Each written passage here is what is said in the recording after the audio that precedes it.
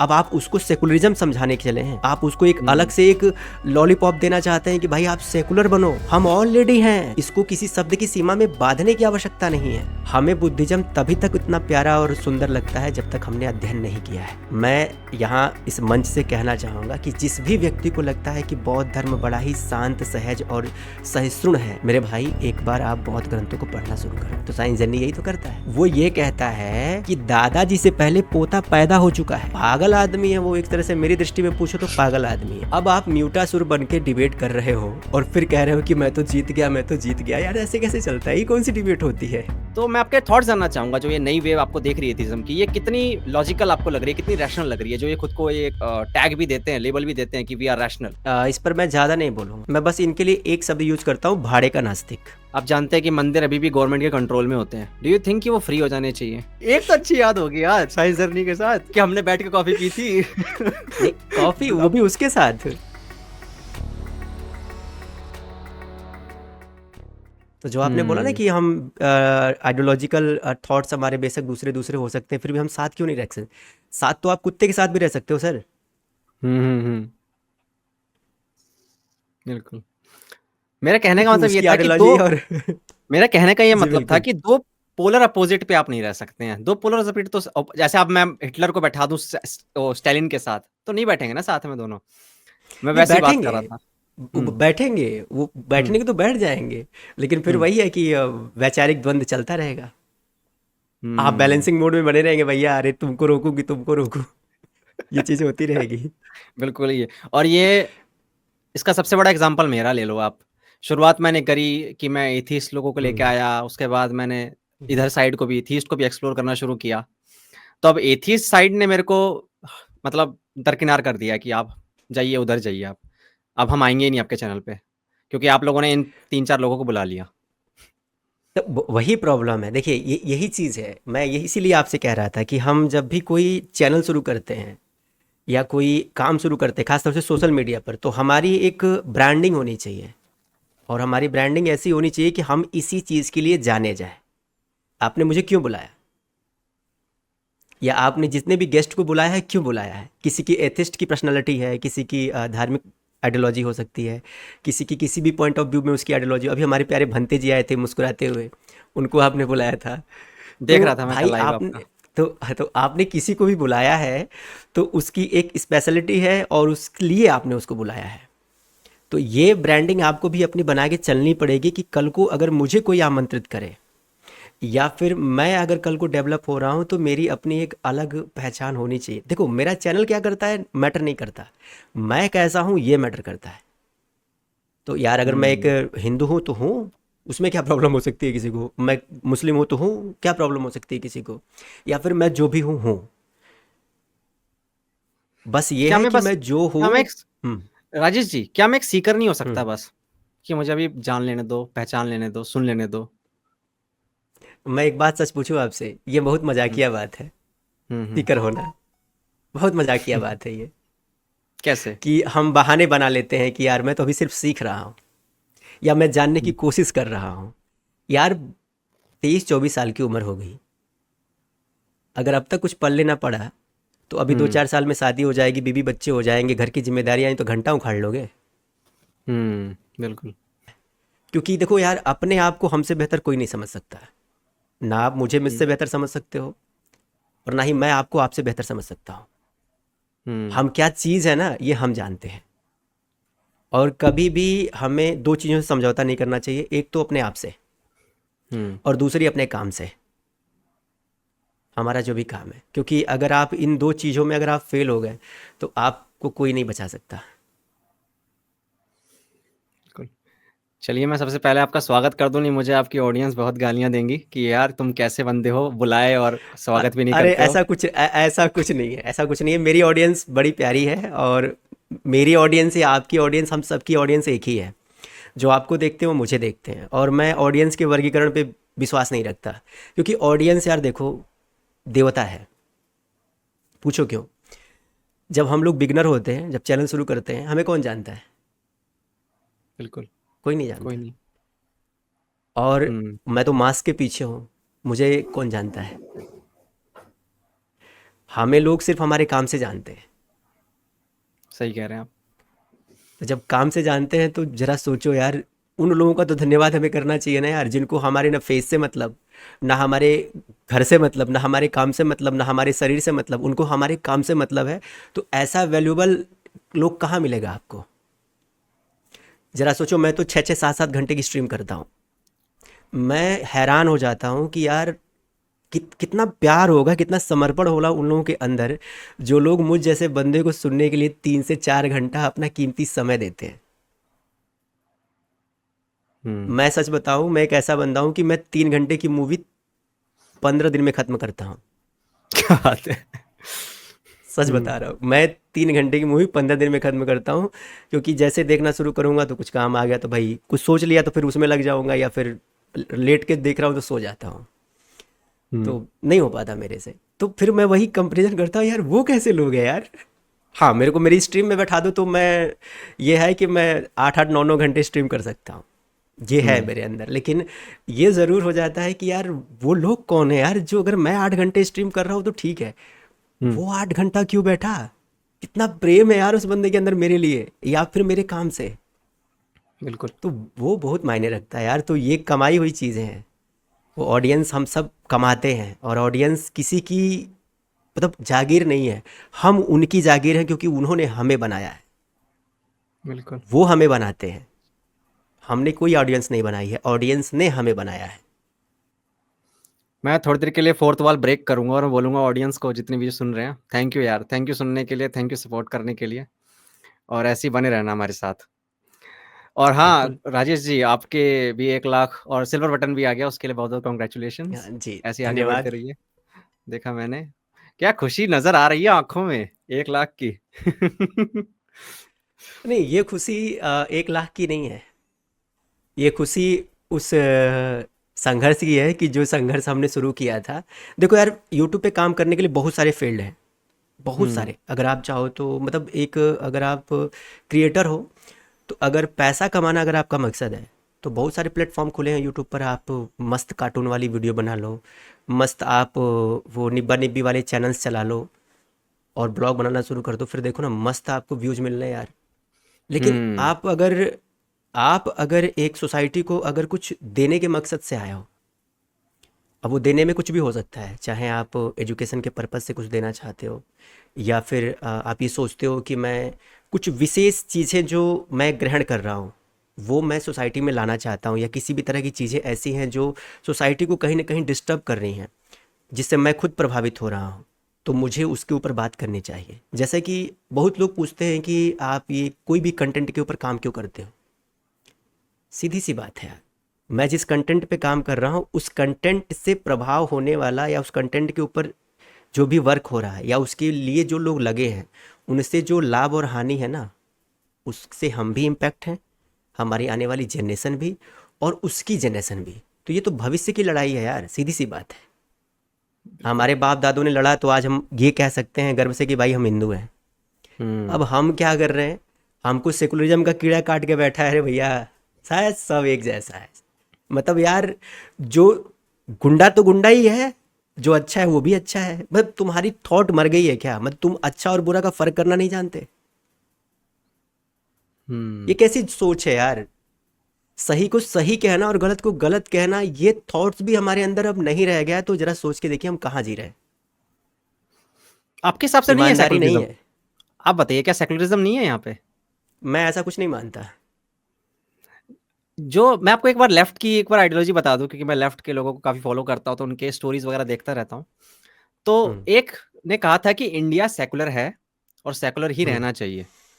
ये हिंदू अच्छा। राष्ट्र नहीं बन सकता, ये मुझे गजवाए सबसे हिंद नहीं पहले बन नहीं। सकता। बिल्कुल। बोलिए बोलिए। नहीं, मैं आपसे जानना चाहूंगा कि जो सेकुलर शब्द की पटकथा हम लोगों ने गढ़ी हुई है, इसका मतलब क्या होना चाहिए? किस मायने में हम सेकुलर हो सकते हैं? देखिए, किस सेकुलर मायने में? अगर मैं बोलूं तो कहने का मतलब है, हम्म। पहली बात तो पॉलिटिक्स और रिलीजन थोड़ा अलग हो जाए, ताकि, क्योंकि आप जानते हैं कि पॉलिटिक्स कितना यूज करते हैं रिलीजन को। प्लस जितने भी लोग हैं, चारों के चारों, वो मिलजुल के रहें। चारों चारों मैं कह रहा हूँ, जो बाकी जो भी धर्म है छोटे मोटे और जो भी माइनॉरिटीज में है, वो मिल के रहें। और एक दूसरे की रिलीजन की रेस्पेक्ट करे। चलो रेस्पेक्ट भी ना करे तो एटलीस्ट कुछ उल्टा सीधा भी ना बोले, या फिर वैसे चीजें ना करे जो हमें देखने को मिलता है कि रामलीला निकल रही है या फिर कोई रथ यात्रा निकल रही है तो पथराव हो गया। ठीक है, हमें कैसे कैसे किस्से सुनने को मिलते हैं, आप जानते ही हैं।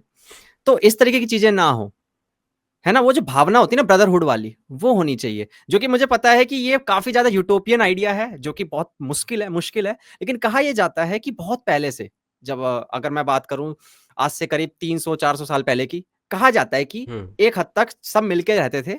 ब्रिटिश आया, ब्रिटिश ने थोड़ा खराब किया, उसके बाद अब जो पॉलिटिशियन है वो तो और इसको खराब कर रहे हैं। तो आपको क्या लगता है, क्या सेकुलरिज्म का आइडिया खाली एक यूटोपियन आइडिया या फिर पॉसिबल है ये? देखिए, इस पर मैं एक चीज़ बड़ी सीधी सी बात कहना चाहूँगा, ज़्यादा नहीं कहना है, बहुत सिंपल हम्म सी बात है। हम्म अगर हम इस शब्द के ऊपर बात करना चाहते हैं तो सबसे पहले हमें ये समझना पड़ेगा कि ये जो शब्द है इसकी अवधारणा कहाँ से आई है। हम्म मैं आपको संक्षेप में बताना चाहूँगा कि सेकुलरिज्म की जो अवधारणा है वो यूरोपियन अवधारणा है। पहली हम्म बात, हम्म जब हम्म भारत में संविधान बन रहा था तब आप देखेंगे कि उस संविधान सभा में बहस के दौरान आपको मालूम होगा कि इस सेकुलरिज्म के मुद्दे पर बहुत बड़ी चर्चा की गई हम्म और मूल संविधान की प्रस्तावना में सेकुलर शब्द नहीं था। बाद में संविधान में संशोधन के बाद इसको ऐड किया गया। ये आपको मालूम है या नहीं, पहले ये बताइए। ये मालूम है। मैं आपको इसमें एक ऐड करना चाहूंगा एक पॉइंट। मेरी अभी एक लॉयर से हम्म बात हो रही थी कुछ एक महीने पहले, उन्होंने ये बोला, रवि, अगर हम्म। कॉन्स्टिट्यूशन में लिख दिया सेकुलर, इसका मतलब ये नहीं कि सेकुलर है। सेकुलर इसकी आत्मा है इंडिया की, इसलिए वहां सेकुलर लिख दिया हमने खाली। समझ रहे हैं आप कि इसकी मैं इसके आत्मा ऊपर भी सेकुलर बात की है। करूंगा। हाँ हाँ, बोलिए बोलिए। मैं इस आत्मा के ऊपर भी बात करूंगा। ठीक है, तो ये तो आपको कंफर्म हुआ कि कम से कम ये जो चीज़ें थी इसके ऊपर डिबेट्स काफ़ी हुई हैं, चर्चा काफ़ी हुई है, बाद में इसको ऐड किया गया है। आज भी सेकुलर और सेकुलरिज्म की परिभाषा को लेकर बहुत ज़्यादा बहस होती है और फिर भी इसकी स्पष्टता क्या है इसको लेकर के बहुत सारे विद्वानों में मतभेद है। जैसा अभी आपने बोला ना कि एक वकील साहब आए थे, उन्होंने कुछ और ही कह के चले गए, फिर कोई और आया कुछ और ही एक्सप्लेन करके चला गया, ऐसे फिर कोई और आएगा कुछ और एक्सप्लेन करके आएगा।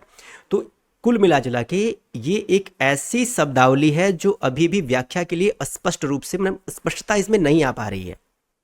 क्यों नहीं आ पा रही है? कारण यह है कि आत्मा वो नहीं है जिस आत्मा को आप परोसने की बात कर रहे हैं। हम्म ठीक है, और रही, अभी आपने एक बात हमसे कही कि सबसे प्रेम हम नहीं कर सकते क्या, सबकी भावनाओं का सम्मान नहीं कर सकते क्या। मैंने आपसे बहुत पहले जब मैं जुड़ा तभी मैंने आपसे कहा कि जो व्यक्ति खुद से प्रेम कर सकता है, जो व्यक्ति खुद से प्रेम कर सकता है वो ही किसी के ऊपर प्रेम लुटा सकता है। जिसको हम्म खुद से प्रेम नहीं है वो निष्ठुर है, और जो निष्ठुर है उससे किसी के प्रति किसी भी तरह के प्रेम की आप संभावना नहीं रख सकते। हमारी संस्कृति में, हम लोग भारतीय मूल के लोग हैं, हमारी संस्कृति में हमें वसुधैव कुटुंबकम का सिद्धांत पढ़ाया गया था। जो संस्कृति वसुधैव कुटुंबकम की बात करती हो कि पूरा कुटुंब ही यानी कि पूरी वसुधा ही हमारा परिवार है, अब आप उसको सेकुलरिज्म समझाने के चले हैं, आप उसको एक अलग हम्म से एक लॉलीपॉप देना चाहते हैं कि भाई आप सेकुलर बनो। हम ऑलरेडी हैं, इसको किसी शब्द की सीमा में बांधने की आवश्यकता नहीं है, हमें कोई शब्द नया देने की आवश्यकता नहीं है, हम ऑलरेडी उसी परंपरा उसी संस्कृति से बिलोंग करते हैं। तो हमें अब एक नया शब्द देकर के आप हमको एक आवरण मत पहनाइए। आप ये समझिए कि हमारी संस्कृति किस चीज को मानती आ रही है। जो संस्कृति संपूर्ण पृथ्वी को अपना परिवार मानने की नियत रखती है, आप उसको ये सिखा रहे हो कि हमें, क्या हम ऐसे नहीं रह सकते कि हम दूसरे का सम्मान कर सकें? हम करते हैं सर, हम करते हैं। उदाहरण के तौर पे मैं आपको बताता हूं, हमारे यहाँ फिलोसफिकल पॉइंट ऑफ व्यू से देखा जाए तो हमारे यहाँ वैदिक ट्रेडिशन, यानी जिसको हम वैदिक कल्चर कहते हैं, फिर उसके बाद से बुद्धिज्म है, जैनिज्म है, हमारे यहाँ भी नास्तिक मत हैं, एग्नोस्टिक मत भी बहुत ज़्यादा हैं, जैसा कि अभी आपने कहा। मैं आपसे पूछना चाहता हूँ कि इतिहास का कोई एक वाक्य मुझे आप बताओ जिसमें, देखो हमारे यहाँ शास्त्रार्थ की परंपरा तो है, शास्त्रार्थ की परंपरा है, तर्क वितर्क की परंपरा है, डिबेट डिस्कशन की परंपरा है, और ये होती है, और ये नहीं होगी तो समाज सड़ जाएगा। लेकिन क्या आपने कभी देखा कि हमने अपनी मान्यताओं को श्रेष्ठ बताने के लिए किसी का गला काटा है? हम्म बताओ। नहीं नहीं नहीं। तो जब हमारी वो संस्कृति नहीं है तो फिर हमें क्यों सेकुलरिज्म का पाठ पढ़ा रहे हो सर? हम्म जो अपने मत के लिए, जो अपनी विचारधारा के लिए, जो अपने विचारों के आवाह प्रभाव के लिए कुछ सुनने को तैयार नहीं है, कुछ समझने को तैयार नहीं है, अगर कुछ कह दो तो वो उसको एक्सेप्ट करने को तैयार नहीं है, तो ये सेकुलरिज्म की परिभाषा उनको समझाई जाए, हमें नहीं। हम तो ऑलरेडी जानते हैं, हमने उनके साथ भी समय बिताया है जो लोग हमारे धुर विरोधी रहे। हम्म अभी भंते जी आए थे आपके यहाँ 2 दिन पहले। भंते जी ने एक बात बोली थी। उन्होंने बुद्धिज्म के बारे में आपको बहुत कुछ बताया और हम्म मेरा नाम उन्होंने लिया तो मुझे मजबूरी में उनको रिप्लाई भी करना पड़ा। मैं व्यक्तिगत रूप से उनका बहुत सम्मान करता हूँ हम्म और लेकिन ये ज़रूर है कि क्यों लिया नाम उन्होंने मेरा, आप बताएंगे? और उन्होंने नाम तो लिया ही, लेकिन नाम लेने का उन्होंने जो तरीका था वो भी बड़ा हंसमुख था। प्यार प्यार में, वो कहते हैं ना, प्यार प्यार में झाड़ पे चढ़ाना और फिर नीचे गिरा देना वाला सिद्धांत। मैं आपसे ये पूछना चाहता हूँ कि जिस फिलॉसफी को वो मानते हैं, उस फिलॉसफी की नींव क्या है? मेरे हिसाब से अगर देखा जाए तो मैंने जितना बुद्धिस्ट मॉन्क को देखा, ऑब्जर्व किया है, वो बहुत शांत किस्म के होते हैं। ठीक है, मेडिटेशन से ज़्यादा उनको बिलोंग मतलब जोड़ा जाता है। देखा जाता है कि अगर बुद्धिस्ट मॉन्क कहीं आपको दिखेगा तो बहुत उसका दिमाग शांत है, क्योंकि मेडिटेशन से वो उठे हैं और उन्हें ज़्यादा दुनिया से अटैचमेंट नहीं होती है। उन्हें कुछ मिलता नहीं है इस चीज़ से कि आपको कुछ 2 शब्द कह देंगे तो उनको कुछ अच्छा मिल जाएगा। उनका कोई डिज़ायर ज़्यादा नहीं होते हैं। तो मेरे हिसाब से जो उन्होंने किया वो थोड़ा-सा अलग था मेरे लिए, कि भाई वो द्वेष भाव जो उनके अंदर दिख रहा था कि वो जब मैंने उनसे क्वेश्चन पूछे और क्रिटिसाइज़ आपको करने लग गए और साइंस जर्नी को करने लग गए। साइंस जर्नी का तो नाम उन्होंने कम लिया, वैसे आपको ज़्यादा टारगेट किया उन्होंने। तो मेरे को लगता है कि कहीं न कहीं वो जो बुद्धिस्ट मॉन्क होते हैं वो शांत होते हैं, उनके अंदर ये भावना नहीं दिखनी चाहिए जो उन्हें मुझे दिखी उनके अंदर।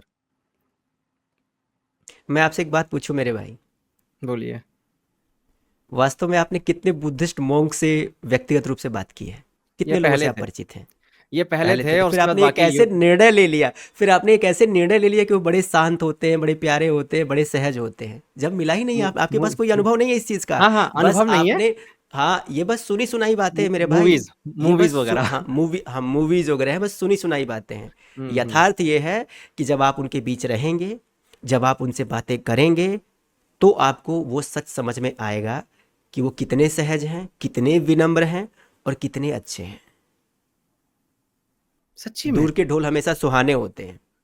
मतलब कैसा कैसा उनका वो होता है, लाइक मतलब क्या, जैसे हम इमेजिन करते हैं जैसे बाकी रिलीजन के लोग थोड़े बहुत उसमें कट्टरता दिखती है कुछ कुछ लोगों में। एक ग्रुप होता है ना एक धर्म का, जहाँ कट्टरता दिख जाती है कि हम हम्म सुपीरियर है, तुम नीचे हो, हमारा सच है, तुम्हारा गलत है। तो वो उस वाले मतलब बुद्धिज्म में भी देखने को मिलता है। ऐसे कुछ मॉन्क्स होते हैं जो ये काम करते हैं। देखो यार, इसके लिए मैं आपको इतना कहना चाहूँगा कि जब हम बुद्धिज्म को पढ़ते हैं तो आप देखेंगे कि बौद्ध मत में भी कई सारे संप्रदाय हैं। ये संप्रदाय क्यों आते हैं? जैसे मान लीजिए, भगवान बुद्ध के वास्तविक विचारधारा का श्रेय दिया जाता है कि भगवान बुद्ध की जो वास्तविक विरासत है वो हीनयान के बौद्ध भिक्षुओं के पास है। क्योंकि हीनयान के बौद्ध भिक्षु ये मानते हैं कि भगवान बुद्ध जो एक महापुरुष थे, और उन्होंने जो है एक विद्वान महापुरुष के तौर पर लोगों को अपने ज्ञान से अभिभूत करने का प्रयास किया। फिर उसके बाद से इसी बीच में से निकला एक अन्य संप्रदाय जिसको हम महायान संप्रदाय के नाम से जानते हैं। उनकी थॉट्स जो है थोड़ी और व्यापक हुई और उन्होंने कहा कि नहीं, भगवान बुद्ध जो हैं वो लोक कल्याण के लिए आए थे और उन्होंने जो भी ज्ञान या जो भी संदेश दिया है वो सबके हित के लिए है, इसीलिए सर्वग्राही है और सबके बीच इसे पहुंचना चाहिए। पहले जो चीज़ें सिर्फ गृह त्यागियों के लिए थी, अब वो गृहस्थों के लिए भी हो गई।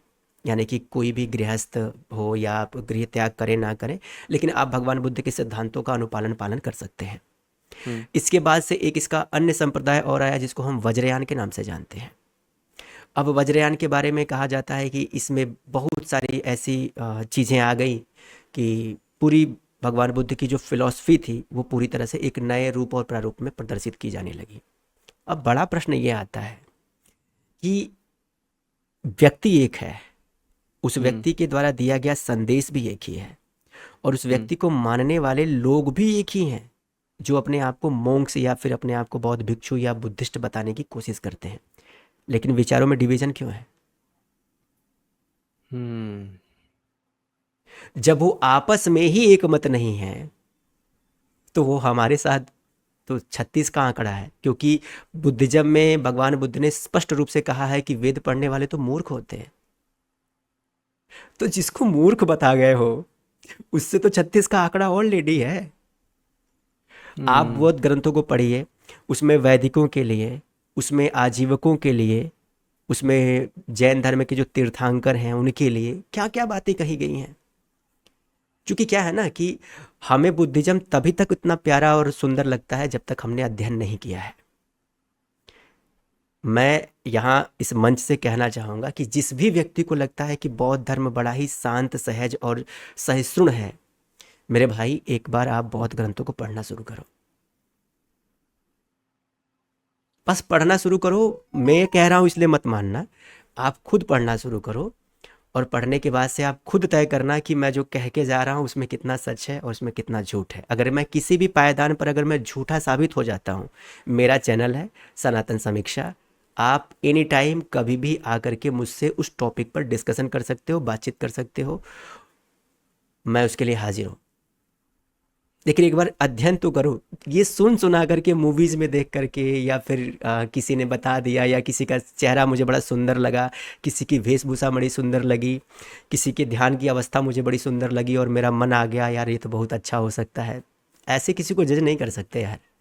ये हम्म। दुनिया बड़ी मायावी है, बिल्कुल। तो तो ऐसे आपने किसी को जज साइंस मत करें।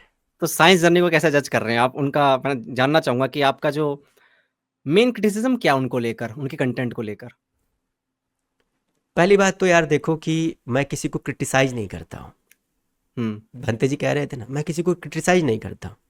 मैं अपना काम करता हूँ, बस लोग उसमें क्रिटिसाइज हो जाते हैं, तो मेरी क्या गलती है। ओके। अब सपोज करो, अब देखो, आपने बोला कि ए बी सी, हम्म।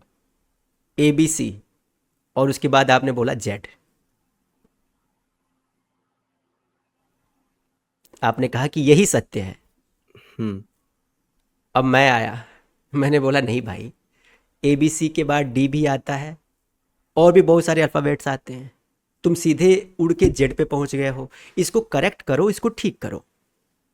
तो वो कह रहा है यार तुमने तो मेरे को क्रिटिसाइज कर दिया, तुमने तो मेरा पोल खोल दिया, मैं तो अच्छा खासा भला लोगों को बेवकूफ़ बना रहा था, तुमने काहे हमारी मतलब इसमें तुमने टांग अड़ा दी, मेरा अच्छा चल रहा था। यही हाल है उसका। मैं मैं उसको क्यों क्रिटिसाइज करूंगा भाई। पहली बात तो उस व्यक्ति के अंदर क्रिटिसाइज करने जैसा कुछ है ही नहीं। क्यों? आप आप बताओ, आप बताओ कि एक झूठ को कोई क्रिटिसाइज कर सकता है? हम्म। बताओ। नहीं। जो ऑलरेडी झूठ है, अब झूठ में झूठ को क्या क्रिटिसाइज करना यार, सब जानते हैं कि तुम झूठे हो। एक मिनट रुकिए राजेश जी, क्या आप ये कहना चाहते हैं कि वो अपने चैनल के माध्यम से बहुत सारा मिस इन्फॉर्मेशन फैला रहे हैं? बिल्कुल, बहुत किस सारा तरीके का? नहीं। हाँ, कुछ ये एग्जाम्पल आप दीजिए। तरीका पूछो, मैं बताता हूँ। आपने कुछ हिस्ट्री पढ़ी है, कुछ तो पढ़ा होगा। हाँ हाँ। चलो, आपका अगर हिस्ट्री में अगर मैं पूछूं आपसे, तो कोई एक पॉइंट अगर हम ले लें, सपोज करो कि हम बात करते हैं इतिहास की, और इतिहास में हम किसी क्रम की बात करते हैं। जैसे मान लीजिए हमने बात की कि हमारे यहाँ जो इतिहास, भारतीय इतिहास जो शुरू होता है, तो भारतीय इतिहास के शुरुआती पक्षों को अगर देखें तो सिंधु सभ्यता को नज़रअंदाज करके हम भारतीय इतिहास की संकल्पना नहीं कर सकते। जी। लेकिन अगर कोई व्यक्ति आए और ये कहे कि एक व्यक्ति है जिसका जन्म आज से 500 साल पहले हुआ था, ठीक, और जिसका जन्म आज से 500 साल पहले हुआ था, उस व्यक्ति के द्वारा प्रदत्त संस्कृति का अनुपालन 3000 ईसा वर्ष पूर्व हो रहा था, ये सच है या झूठ? तो गलत हुआ, बिल्कुल झूठ है। तो साइंस जर्नी यही तो करता है। वो ये कहता है कि दादाजी से पहले पोता पैदा हो चुका है, पहले पोता आया फिर दादाजी आए। जो व्यक्ति ये कहेगा, आप उसको कौन से क्रिटिसिज्म की दृष्टि से देखोगे? वो तो ऑलरेडी ही अपनी पोल खोल रहा है। हम तो बस इस चीज़ को करेक्ट करने की कोशिश करते हैं। हम बताते हैं कि भाई क्रम से होना चाहिए, पहले दादाजी आते हैं, फिर पापा जी आते हैं, फिर बेटा जी आते हम्म, हैं। अब वो कहता है नहीं, पहले पोता जी आ जाते हैं, फिर पापा जी आते हैं, फिर दादाजी आते हैं। पागल आदमी है वो, एक तरह से मेरी दृष्टि में पूछो तो पागल आदमी है। मैं सच साइंस बोल जर्नी। रहा हूँ। वैसे मैं उनको रीच आउट करने की कोशिश कर रहा हूँ कि यार एक बार, मतलब क्योंकि लाइव में लोग बोल रहे थे, ए, उनको ए, बुलाओ, एक ए, बार बात एक करो विनम्र उनसे। निवेदन है मेरा, अगर उसने हाँ, आपका इनविटेशन स्वीकार कर लिया, हाँ, हाँ। भाई उसी दिन मेरे को भी इनवाइट कर देना। मैं उससे खुद स्वतः बात करना चाहता हूँ। आप जी बिल्कुल, मीडिएटर मेरे बन जाओ, बस मेरी डिबेट करवा दो उससे एक बार। मैं बहुत इच्छुक हूँ, ताकि एक बार बिल्कुल मैं। बंदा आए तो सही बात करने के लिए, ताकि मैं उसको करेक्ट कर सकूँ कि बाबू पहले दादाजी, फिर पापा जी, फिर बेटा जी। हुँ, कौन सी दुनिया में आया है तू? उसका सारा हुँ, का सारा काम जो है उस भाई का सिर्फ झूठ पर टिका है। आपने उनकी डिबेट देखी होगी या नहीं देखी होगी, मुझे आइडिया नहीं है, लेकिन जितने भी लोग उनके यहाँ डिबेट करने के लिए जाते हैं, मेजोरिटी लोगों का यही आरोप होता है कि वो म्यूट करके डिबेट करते हैं।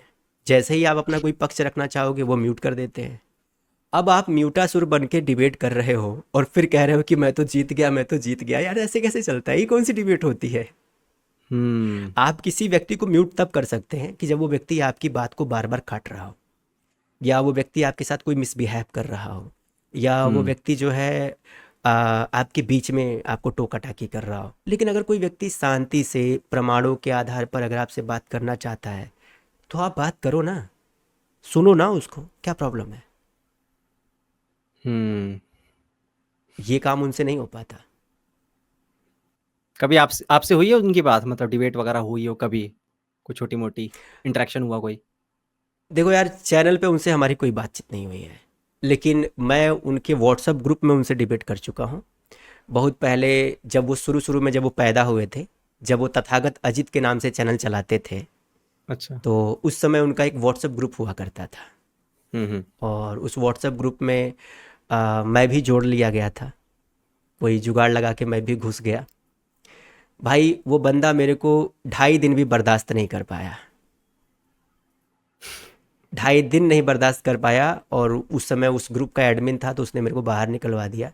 फिर जुगाड़ लगा के मैं दूसरे ग्रुप में चला गया, मतलब उसमें वो भी था। तो उस ग्रुप में बंदा मेरे को, मतलब मैं 9 बजे जुड़ा और 3:30 बजे मुझे निकाल दिया गया। अब आप क्या? सोच सकते हो कि कितना टाइम बर्दाश्त कर सकता है मेरे को। और आप पूछोगे इसका साक्ष्य कहाँ है, तो वो पूरी जो चैट है, उस पूरी चैट का जो मैंने अपने लाइव में दिखा रखा है कि मैं कब उनके ग्रुप में जुड़ा था और किस तरह से वो हमसे चर्चा कर रहे थे, बातचीत कर रहे थे। ये सारी कुछ चीज़ें मैंने लाइव रखी हुई हैं, क्योंकि आपको मालूम है कि व्हाट्सएप में चैट को आप चाहो तो सेव कर सकते हो। हुँ। तो मैं ये तो जानता था कि जब मैं निकाल दिया जाऊंगा तो कम से कम मेरे को सबूत तो रखना पड़ेगा। तो बस साइंस जर्नी ऐसी ही भाई, डिबेट उनसे हुई है। साइंस जर्नी भाई, अगर आप ये देख रहे हो और इस पे कभी रिएक्शन भी दो, कभी कुछ हो सकता है, तो प्लीज़ एक बार देख लेना यार, अगर इनवाइट कर नहीं, सको, मतलब आ सको हमारे चैनल पे आप। उनको एक रिक्वेस्ट और कर दो कि सनातन हाँ। समीक्षा को कम से कम ट्विटर पर से जो ब्लॉक किया है भाई ने, अनब्लॉक तो कर दे मेरे को। ऐसा भी मुझे ये क्या डर जानना है है, यार? राजेश जी, ये जानना है मुझे, ये ट्रेंड मैं देख रहा हूँ क्योंकि जब से हम्म। मैं यूट्यूब पे आया हूँ, मैं ये देख रहा हूँ कि जो एथीस्ट लोग हैं और जो लेफ्ट वाले लोग हैं ना, उनका एक तरीका यही हो रहा है कि वो ब्लॉक कर देते हैं। और मैंने उन लोगों को भी ब्लॉक होते देखा है जो तरीके से बात कर रहे हैं, आराम से बात कर रहे हैं, प्यार से बात कर रहे हैं। कोई ऐसा भी नहीं है कि मिसबिहेव कर रहे हो या गाली-गलौज कर रहे हो, नहीं। आप पॉइंट्स रख हम्म। रहे थे, एविडेंस रख रहे थे, आपने बढ़िया पॉइंट्स दिखाए, फिर आप ब्लॉक कर दिए जाते हैं। ऐसा क्यों हो रहा है? और ये खास करके उधर साइड से देख रहा हूँ जो खुद को रैशनल बोलते हैं, खुद को ओपन माइंडेड बोलते हैं, खुद को टॉलरेंट बोलते हैं।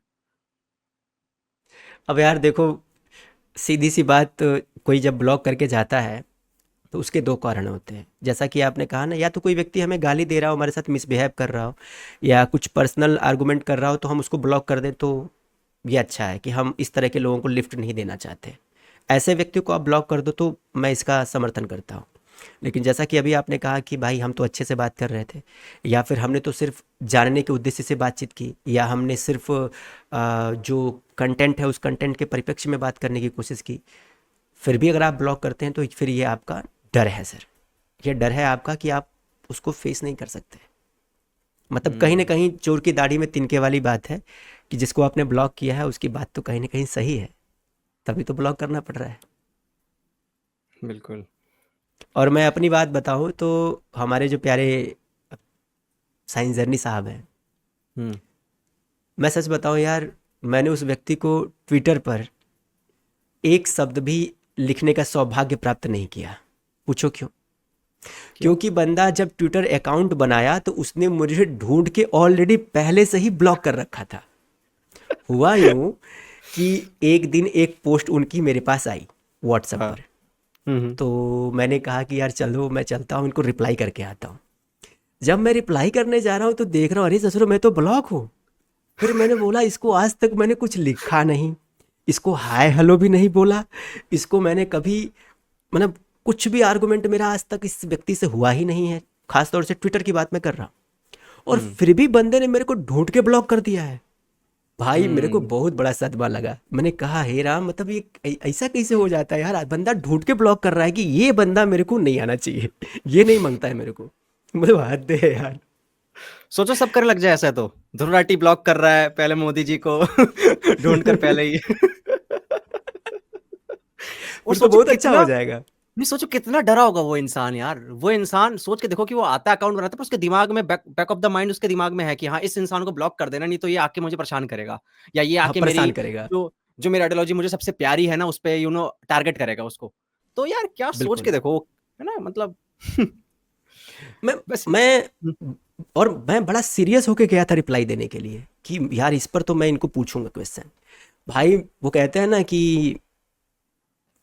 अरमानों पे पानी फिर जाना, सेम ऐसा ही हुआ था। मैं बड़े अरमान लेके गया था कि यार इसको रिप्लाई लिखूंगा, वहां आ गया तो पता चला ब्लॉक हूँ। भाई मन मार के रह गया मैं।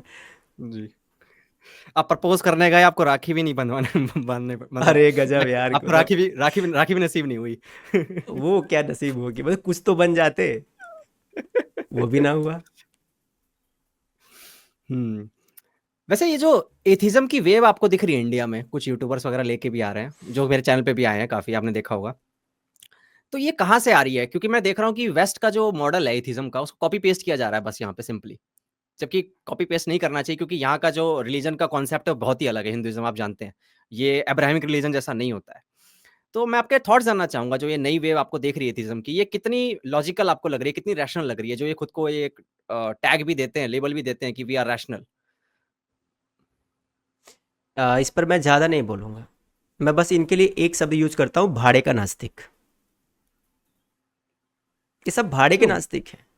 लाइक भाड़े मतलब क्या? लाइक मतलब क्यों किराए के कैसे हो गए ये? हाँ बताता हूँ।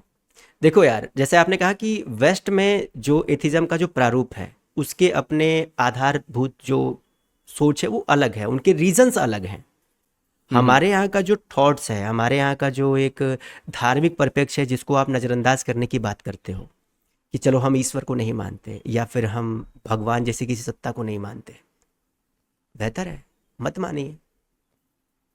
लेकिन ना मानना अलग विषय है।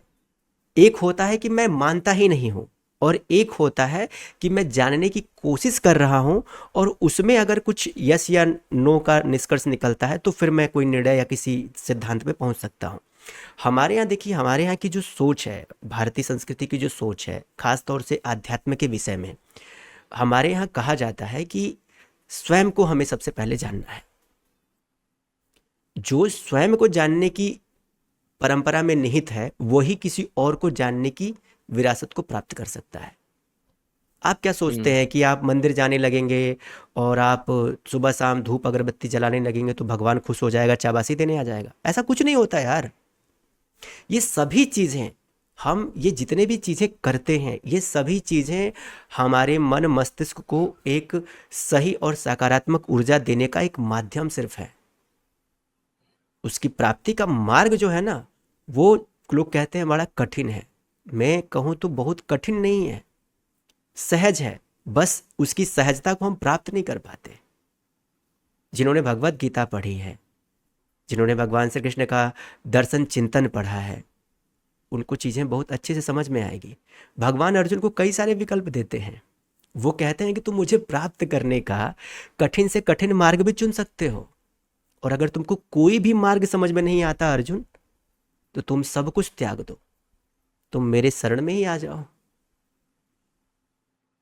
अब इससे बेहतर अपॉर्चुनिटी और क्या हो सकती है मेरे भाई, आप बताओ। और इससे बेहतर सहजता कहाँ हो सकती है आपको। और आप किसको क्रिटिसाइज करने की कोशिश कर रहे हो, उनको क्रिटिसाइज करने की कोशिश कर रहे हो जो आपकी संस्कृति का आधार है। उसी संस्कृति से आज जो, मैं भाड़े का एथिस्ट इसलिए बोलता हूँ कि जितने लोग आज एथिज्म का भारत में खासतौर से प्रचार कर रहे हैं, वास्तव में ये एथिस्ट हैं ही नहीं। एथिस्ट का मतलब ये नहीं होता है कि हम सिर्फ नकार वृत्ति को अपना लें। नकार वृत्ति किसी समस्या का हल नहीं है, स्वीकार वृत्ति समस्या का हल है। हम पहले मानते हैं फिर जानते हैं। अगर हम कह दें कि ये चीज़ होती ही नहीं, तो फिर उसके लिए कोई एफर्ट नहीं, कोई प्रयास नहीं। आप बताओ, करेंगे आप? नहीं। अगर मैं आपसे बोलूं कि भाई आप जिस कमरे में ताला लगा है, उस कमरे में कोई चीज़ नहीं है, बस ताला लगा है, लेकिन कमरा अंदर से पूरा खाली है। हमने आपको ये बता दिया। ये सिर्फ एक एग्जाम्पल है, इसको एग्जाम्पल की तरह लीजिएगा, इसको किसी और पॉइंट ऑफ व्यू से नहीं। मैं बस समझाने की कोशिश कर रहा हूँ कि कोई व्यक्ति कह रहा है कि कमरे के ऊपर ताला लगा हुआ है, लेकिन कमरे में कुछ भी नहीं है। लेकिन कमरे में कुछ है या नहीं है, इस बात का असली पता तो तभी लगाया जा सकता है जब कमरे का ताला खुले और उसमें हम जाके झांकें। तो जिसने ये कह दिया कि कमरे में कुछ नहीं है, वो तो वहीं से खिसक लेगा। लेकिन जिसने ये कहा कि कुछ हो सकता है, कुछ होने की संभावना बनती है, तो वो ताला भी खोलेगा, दरवाजा भी खोलेगा और अंदर झांक कर देखने की भी कोशिश करेगा कि कुछ है या नहीं है। फिर वो सही निर्णय दे सकता है कि है या नहीं है। ये दरवाजे पर से खड़ा होकर भांसड़ झाड़ने वाला कि ऐसा कुछ होता ही नहीं है, आप उसके ऊपर प्रूफ करोगे, या जो अंदर झांक करके वहां से लौट के आके आपको बता रहा है कि है अथवा नहीं है, आप उस पर बिलीव करोगे? मैं आपसे पूछना चाहता हूं। ये जो एथिस्ट है ना, ये एविडेंस मांगते हैं राजेश जी। मैं ये कहना चाह रहा हूँ कि देखिए, अब सिंपल सी बात है, जो भी साइंस करता है वो कैसे करता है आपको पता है, उसको जानना है सब कुछ। अगर मैंने बोल दिया कि ब्लैक होल है एक स्पेस के अंदर, तो चलो दिखता नहीं है ब्लैक होल, ब्लैक होल कभी नहीं दिखा, आज तक नहीं दिखा हमें, बट हम उसकी हरकतें देख सकते हैं कि कैसे वो, उसकी ग्रेविटी जो है, बाकी जो उसके आसपास के जो ऑब्जेक्ट्स होते हैं, उसकी ग्रेविटी का उस पर असर पड़ता है। तो हम पता कर लेते हैं कि हाँ भाई, एक बहुत कमाल का कोई ऑब्जेक्ट है जो लाइट तो एमिट नहीं कर रहा है, देख नहीं सकते हैं हम उसको, लेकिन उसकी ग्रेविटी समझ में आ रही है, तो हम ऑब्जर्व कर सकते हैं। तो उनका कहना ये है, क्योंकि मैं उनकी साइड बहुत रहा हूँ, कि भाई हमें कुछ कुछ तो हल्का से एक एविडेंस दिखे, कुछ कुछ तो ऑब्जर्वेबल डाटा मिले, कुछ तो एम्पेरिकल एविडेंस मिले, कि जिसके दम पे हम ये कह पाए कि हाँ भाई कुछ गुंजाइश है यहाँ पे। तो वो लोग ये क्लेम करके बैठे हैं कि देयर इज नो एविडेंस। तो अब एविडेंस नहीं है तो भैया हम मानेंगे भी नहीं, क्योंकि मानने वाला इरेशनल होगा। उनका ये क्लेम है। मैं वही तो कह रहा हूं कि अगर नहीं है तो इस बात का क्या प्रूफ है कि नहीं है? क्योंकि आप तो बस एक सोच बना के रखे हो कि मुझे कुछ दिख नहीं रहा है, मुझे कुछ मिल नहीं रहा है, इसलिए नहीं है। लेकिन आप बात किसकी कर रहे हो? सबसे पहले हमें ये सोचना है कि हम किसकी बात कर रहे हैं और हमें किसके साक्ष्यों को ढूंढने की आवश्यकता पड़ रही है। देखो, एक क्रिएटर की बात है, सारी सारी झगड़े की जड़ है क्रिएटर के ऊपर आकर लिबट जाना। एक पक्ष कहता है कि कोई ना कोई क्रिएटर है और एक पक्ष कहता है कि कोई क्रिएटर नहीं है। मेरे भी ऐसे बहुत सारे लोगों से बातचीत होती है, मैं उनसे सीधी सीधी बात कहता हूँ कि जिस दिन कोई व्यक्ति मुझे ये समझा देगा कि कोई क्रिएटर नहीं है और बिना किसी क्रिएटर के ये सब कुछ अपने आप हो गया है रैंडमली, अगर कोई ये रैंडम सिद्धांत मुझे समझा दे तो मैं मान लूंगा। लेकिन आप ये कह रहे हो कि यहां पर तो सारी लड़ाई बस इसी बात की हो गई है कि मैं मानता हूं इसलिए मैं गलत हूं और आप नहीं मानते हो इसलिए आप सही हो। ये कोई लड़ाई का पक्ष नहीं हो सकता। यहां पर यह हो सकता है कि आप किसी तरह से अपने आप को जस्टिफाई करने की कोशिश बस कर रहे हम्म लेकिन ये फिर हमारी जो स्क्रिप्चर्स वगैरह हैं, इनकी ब्यूटी क्यों नहीं देख सकते? हैं। चलिए आप वेद को हटा दीजिए, ठीक है, आपको वेद पसंद नहीं आ रहे। उपनिषद जो है, मैं उपनिषद पढ़ रहा था, कुछ पढ़ तो नहीं रहा था, मैं कहूंगा मैं वीडियोस देख रहा था, जो बड़े बड़े आचार्य हैं जो उन पे टिप्पणी करते हैं। कठोपनिषद की यम नचिकेता की जो स्टोरी है, उनको सुन रहा था। उसमें कितनी खूबसूरत बातें बताई गई हैं, क्या सीख मिलती है। तो मुझे ये जानना है कि ये उस चीज को, उसकी खूबसूरती को क्यों नहीं देख सकते? नहीं तो मतलब मैं आपसे वही तो चीज कह रहा था, मैं आपको यही चीज कह रहा था। भाड़े का नास्तिक होने का मतलब ही यही है, यही है उसका नास्तिक होना। मतलब आप जरा सोचो, हमें ये कहा जाता है कि अच्छाई जहाँ भी हो उसे ग्रहण करना चाहिए, आत्मसात करना चाहिए। कोई ज़रूरी नहीं है कि अगर किसी में बुराई है तो वो पूरी तरह से बुरा ही है। कुछ तो चीज़ें उसमें भी अच्छी हो सकती हैं, हम वो ग्रहण कर सकते हैं। लेकिन नहीं, हमारे यहाँ आपने देखा होगा कि हमारे संस्कृति में पशुओं से भी, पक्षियों से भी सीख लेने की परंपरा है। हम कुत्ते से क्या सीख सकते हैं? हम कौवे से वफादारी। क्या सीख सकते हैं? हम्म। सीख सकते हैं ना। मतलब जिनकी हमारे सामने कोई औकात नहीं है, हमें उनसे भी शिक्षा लेने की बात कही गई, उनसे भी कुछ न कुछ जानने समझने की बात कही गई। हम्म। तो देखो, ये दो तरह के लोग होते हैं, मैंने कहा ना, एक नेगेटिव और एक पॉजिटिव। तो जो पॉजिटिव हैं वो हर जगह से कुछ पाने की कोशिश करते हैं। निगेटिव हैं, उनके सामने खजाना पड़ा है, वो उसको भी लात मार के चले जाएंगे। थॉट की हम्म। बात है भाई, सोच की बात है। एक होती है नकार वृत्ति और एक है स्वीकार वृत्ति। नकार वृत्ति आपको हर जगह सिर्फ नेगेटिव थॉट ही देने वाली है, आपको यही बताने वाली है कि ये नहीं होता, वो नहीं होता, वो नहीं होता होते। लेकिन अगर नहीं होता तो उसके बाद क्या होता है, उसका स्वभाव क्या है? अगर ईश्वर नहीं है, मैं मान लिया नहीं है भाई, चल ठीक है, फिर क्या है? हम्म। नथिंग। नथिंग तो है नहीं आपका। आप साइंटिफिक लेवल पे बात करना चाहते हैं, आप कहते हैं बिग बैंग हो गया। हाँ भाई ठीक है, बिल्कुल हो गया। लेकिन बिग बैंग हुआ तो का आप सिर्फ बिग बैंग हुआ और उसके बाद क्या हुआ, सिर्फ यही एक्सप्लेन कर पा रहे हैं। बिग बैंग हुआ और उसके बाद क्या हुआ, हम सिर्फ यही एक्सप्लेन कर पाते हैं, लेकिन बिग बैंग हुआ क्यों, क्या हम्म। कारण थे, वो कौन बताएगा? आज से करीब 1 डेढ़ महीने पहले मैंने एक पॉडकास्ट किया था। अगर आप जाके उस मेरे चैनल पे देख सकते हैं, वो एविडेंस ऑफ हम्म। गॉड करके भार्गव भाई हैं, जो कि टीचिंग असिस्टेंट है यूनिवर्सिटी ऑफ हम्म। कैलिफोर्निया में। तो उनके साथ हमने बात की थी कि एविडेंस होता क्या है, क्योंकि ये सवाल एथिस्ट की तरफ से काफी उठते हैं कि एविडेंस चाहिए, एविडेंस चाहिए। तो पूरी पीपीटी तैयार की थी उन्होंने। पूरी पीपीटी तैयार की है, थोड़ा मैथमेटिकल है, थोड़ा प्रोबेबिलिटी वाले उसमें लॉज वगैरह हैं। लास्ट में हमारा निष्कर्ष ये निकला, कंक्लूजन ये निकला कि जो थीस्ट पोजीशन है वो ज्यादा रैशनल पोजीशन है, और एग्नोस्टिक पोजीशन है वो सेकंड नंबर पे आएगी रैशनल पोजीशन में, और जो थर्ड है एथिस्ट पोजीशन वो इररेशनल है। बिल्कुल। और ये वो और झूठे। इसमें सारे एथिस्ट भड़क गए इसमें कि तुम लोग यार, क्योंकि वो देखिए वो रैशनल कहता है खुद को, पर उन्होंने पूरी पीपीटी को पढ़ा भी नहीं होगा। पर मुझे ना। कमेंट आने लग गए थे बहुत जल्दी, वीडियो के रिलीज होते ही कमेंट आने लग गए थे। सोचिए आप, 1.5 घंटे की बातचीत हो और 10 मिनट में आपको कमेंट आने लग जाए कि तू गलत कह रहा है। इसका मतलब क्या है? इसका मतलब क्या है? और पीपीटी ऐसी थी कि आप समझ नहीं पाएंगे जब तक आप पूरे क्रम से नहीं चलेंगे। ये देखने को मिल रहा है मेरे को, तभी मुझे इस वाली साइड से थोड़ी प्रॉब्लम प्रॉब्लम होने लग गई कि यार तुम लोग खुद को रैशनल बोलते आ रहे हो, आते आ रहे हो, ओपन माइंडेड बोलते आ रहे हो, तो तुम लोग यार ठहर के किसी थीस से बात क्यों नहीं करते हो? तुम्हें ऐसा क्यों लगता है कि तुम पहले ही क्लेम करके बैठे हो कि यार ये तो बेवकूफ आदमी है, ये तो डम लोग हैं, इनके पास इनकी बातों का कोई सर पैर नहीं होता, ये खाली बस अपनी स्क्रिप्चर उठा के बता देंगे, देखो हमारी स्क्रिप्चर में ये लिखा हुआ है इसलिए हम मानते हैं। इनको ये भी नहीं पता कि यार इतनी किताबें हैं, इतना लिटरेचर है, इतने लोगों ने इसके ऊपर टिप्पणी करी है, कमेंट्री करी है। कुछ नहीं जानना है, कुछ नहीं जानना है, कुछ नहीं समझना है। सिंपल कह दिया, भैया हमें पसंद नहीं है, हमें ये बेकार लग रहा है, इसको साइड हटाओ, इसके बिना भी हम जी लेंगे। यही चीज़ है भाई, जो अभी आपने महसूस किया है इनके प्रति, सेम यही चीज़ है। मैंने कहा ना आपसे, रेशनल शब्द जो है ना, असल में वो रेशनल नहीं है, राशन कार्ड धारक है। क्या जोक मारते हो यार आप। ठीक है, रेशनल नहीं हम्म। है। रेशनल शब्द की जो परंपरा है ना, उसका मजाक बनाने वाले हैं। एक सिंपल सी बात मैं आपसे पूछ रहा हूँ, ये जितने भी रेशनल टाइप के लोग जो यूट्यूब पर वीडियो बना रहे हैं, क्या रैशनैलिटी में हेट होता है? नहीं। कोई बता दे मेरे को। चलो, मैं तो एक रिलीजियस व्यक्ति हूँ, तो मुझे कह सकते हो कि मेरे अंदर नफरत भरी है, मेरे अंदर गुस्सा भरा है, मेरे अंदर ईर्ष्या भरी है। तुम्हारे लॉजिक के हिसाब से मैं एक नफरती व्यक्ति भी हो सकता हूँ, मैं ईर्ष्यालु भी हो सकता हूँ, मैं झगड़ालू भी हो सकता हूँ, मैं अब्यूजिंग वर्ड भी यूज़ कर सकता हूँ। लेकिन तुम अगर मुझसे डिफरेंट हो तो फिर तुम क्यों ऐसे हो? और अगर तुम भी वैसे ही हो तो फिर मुझे किस मामले में तुम आईना दिखा सकते हो? हम्म। कुछ नहीं है यार, वो भाड़े का नाम है यार, उन्होंने उधार लिया है रैशनल शब्द।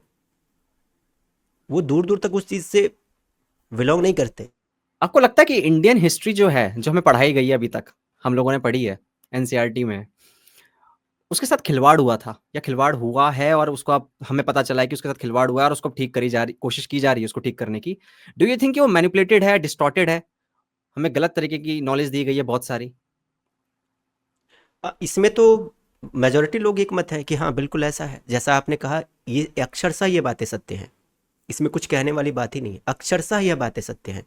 और हिस्ट्री को लेकर के जितना ज़्यादा बात का बतंगड़ बनाया गया है, आप देख लो, अभी हम आज तक क्या पढ़ रहे थे, हम पढ़ रहे थे आर्य इन्वेजन थ्योरी। हम्म। भारत पर आर्यों का आक्रमण, भारत के मूल निवासियों के ऊपर कब्जा, शोषण पिछले 5,000 सालों से सताए हुए हैं। कौन सता रहा था और कौन सताए गए थे भाई?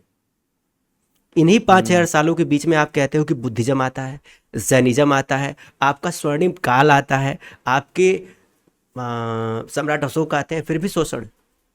बात हजम नहीं होती। हम्म। पर क्या लगता है आपको, ये क्यों किया गया और किन लोगों द्वारा किया गया है ये? उनका क्या मतलब, उनके दिमाग में क्या चल रहा था उस वक्त ऐसा करके? उनका मतलब क्या ऑब्जेक्टिव था उनका? देखो यार, किन लोगों ने किया है ये तो थोड़ा सा राजनीतिक हो जाएगा, और मैं राजनीतिक मुद्दों पर बात नहीं करता हूँ। हाँ, अगर आप बात करना चाहते हो सामाजिक परिप्रेक्ष्यों में, तो ये उन लोगों के द्वारा किया गया है जो इस देश की जो एक राष्ट्रीयता है। ऐसा नहीं कि हम वो हिंदुओं को या फिर सनातन को ही क्रिटिसाइज करने के पर्पज से ऐसा कर रहे थे। कोई ज़रूरी नहीं है। भारत की जो जान है ना, भारत की जो आत्मा है ना, यहाँ की अपनी एक अंतर्निहित भावना में बसती है।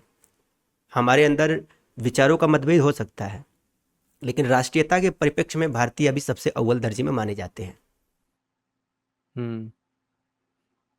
और भारत की जो राष्ट्रीयता है, यह राष्ट्रीयता जब तक रहेगी तब तक आप इस देश को कभी विजित नहीं कर सकते। हम विभिन्नता में भी एकता की बात करने वाले लोग इसीलिए कहे जाते हैं, क्योंकि हम कहीं न कहीं किसी न किसी मायने पर एक हो जाते हैं। आपने मुझे जाति में बांट दिया, आपने मुझे धर्म में बांट दिया, आपने मुझे भाषा में बांट दिया, आपने मुझे पहनावे में बांट दिया, आपने मुझे कल्चर में भी बांट दिया, आपने मुझे रंग और रूप में भी बांट दिया। लेकिन एक मंत्र हमें मिल गया, जननी जन्मभूमिश्च स्वर्गादपि गरीयसी। वहां से हम्म। कैसे बांटोगे? यानी कि हमारी जन्मभूमि, हमारी मातृभूमि ही हमारी माता है, और उसकी रक्षा और सुरक्षा के लिए हम प्रतिबद्ध हैं, तटस्थ हैं। तो आपके अंदर से आपकी राष्ट्रीयता को मिटाने के लिए आपको ये बताना पड़ेगा कि जिस राष्ट्र को आप अपना मानते हो वो आपका है ही नहीं। इसलिए इस तरह की थ्योरी को गढ़ा गया। हम्म।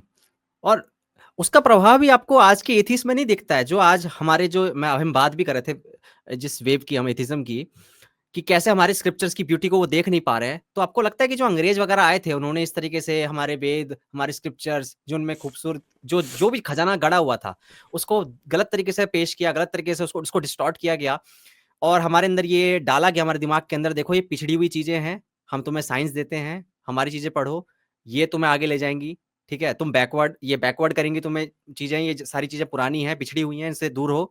तो वो लगता है कि वो जो मैंने आपको साथ मेल भी किया था कि एपिस्टेमिक कोलोनिज्म कहते हैं इसे, कि आपको बता दिया जाए कि आप जो पढ़ते आ रहे हैं, जो आपका ज्ञान है वो पिछड़ा हुआ है और हमारा वाला सुपीरियर है, तो हमारा वाला पढ़ो। देखो, उन्होंने ये नहीं किया है कि हमारा वाला पढ़ो, हम्म। उन्होंने आपके विकल्प ही खत्म कर दिए। जब हम्म। तुम्हारा वाला रहेगा ही नहीं, तो तुम जो हम्म। रहेगा वही पढ़ोगे। तो बिल्कुल। उन्होंने हमारे गुरुकुल खत्म कर दिए, हमारी शिक्षा की जो प्राचीन परंपरा थी, हमारी प्रणाली जो थी, उसको नष्ट कर दिया गया। जब आपकी परंपरा, आपकी प्रणाली ही नष्ट कर दी जाएगी, तो आपके पास जो विकल्प बचेंगे आप वही करोगे। तो उन्होंने हम्म। तो एक चीज को समाप्त करके दूसरा विकल्प तय कर दिया है बस। पॉलिटिक्स में देख लीजिए ना। अब पॉलिटिक्स में देख लीजिए, कहीं कोई विकल्प नजर नहीं आ रहा है तो बहुत सारे ऑप्शंस नजर नहीं आते। सेम सही कह चीज रहे है हैं। भाई। हम्म। फिर डीकोलोनाइज कैसे कर सकते हैं, आप बताइए, कैसे डीकोलोनाइज करें आज के इस यूथ को कि भाई देखो यार, ये भी था खूबसूरत, जो तुम्हें पढ़ाया गया है उसमें बहुत कुछ मिलावट थी। शिक्षा। अब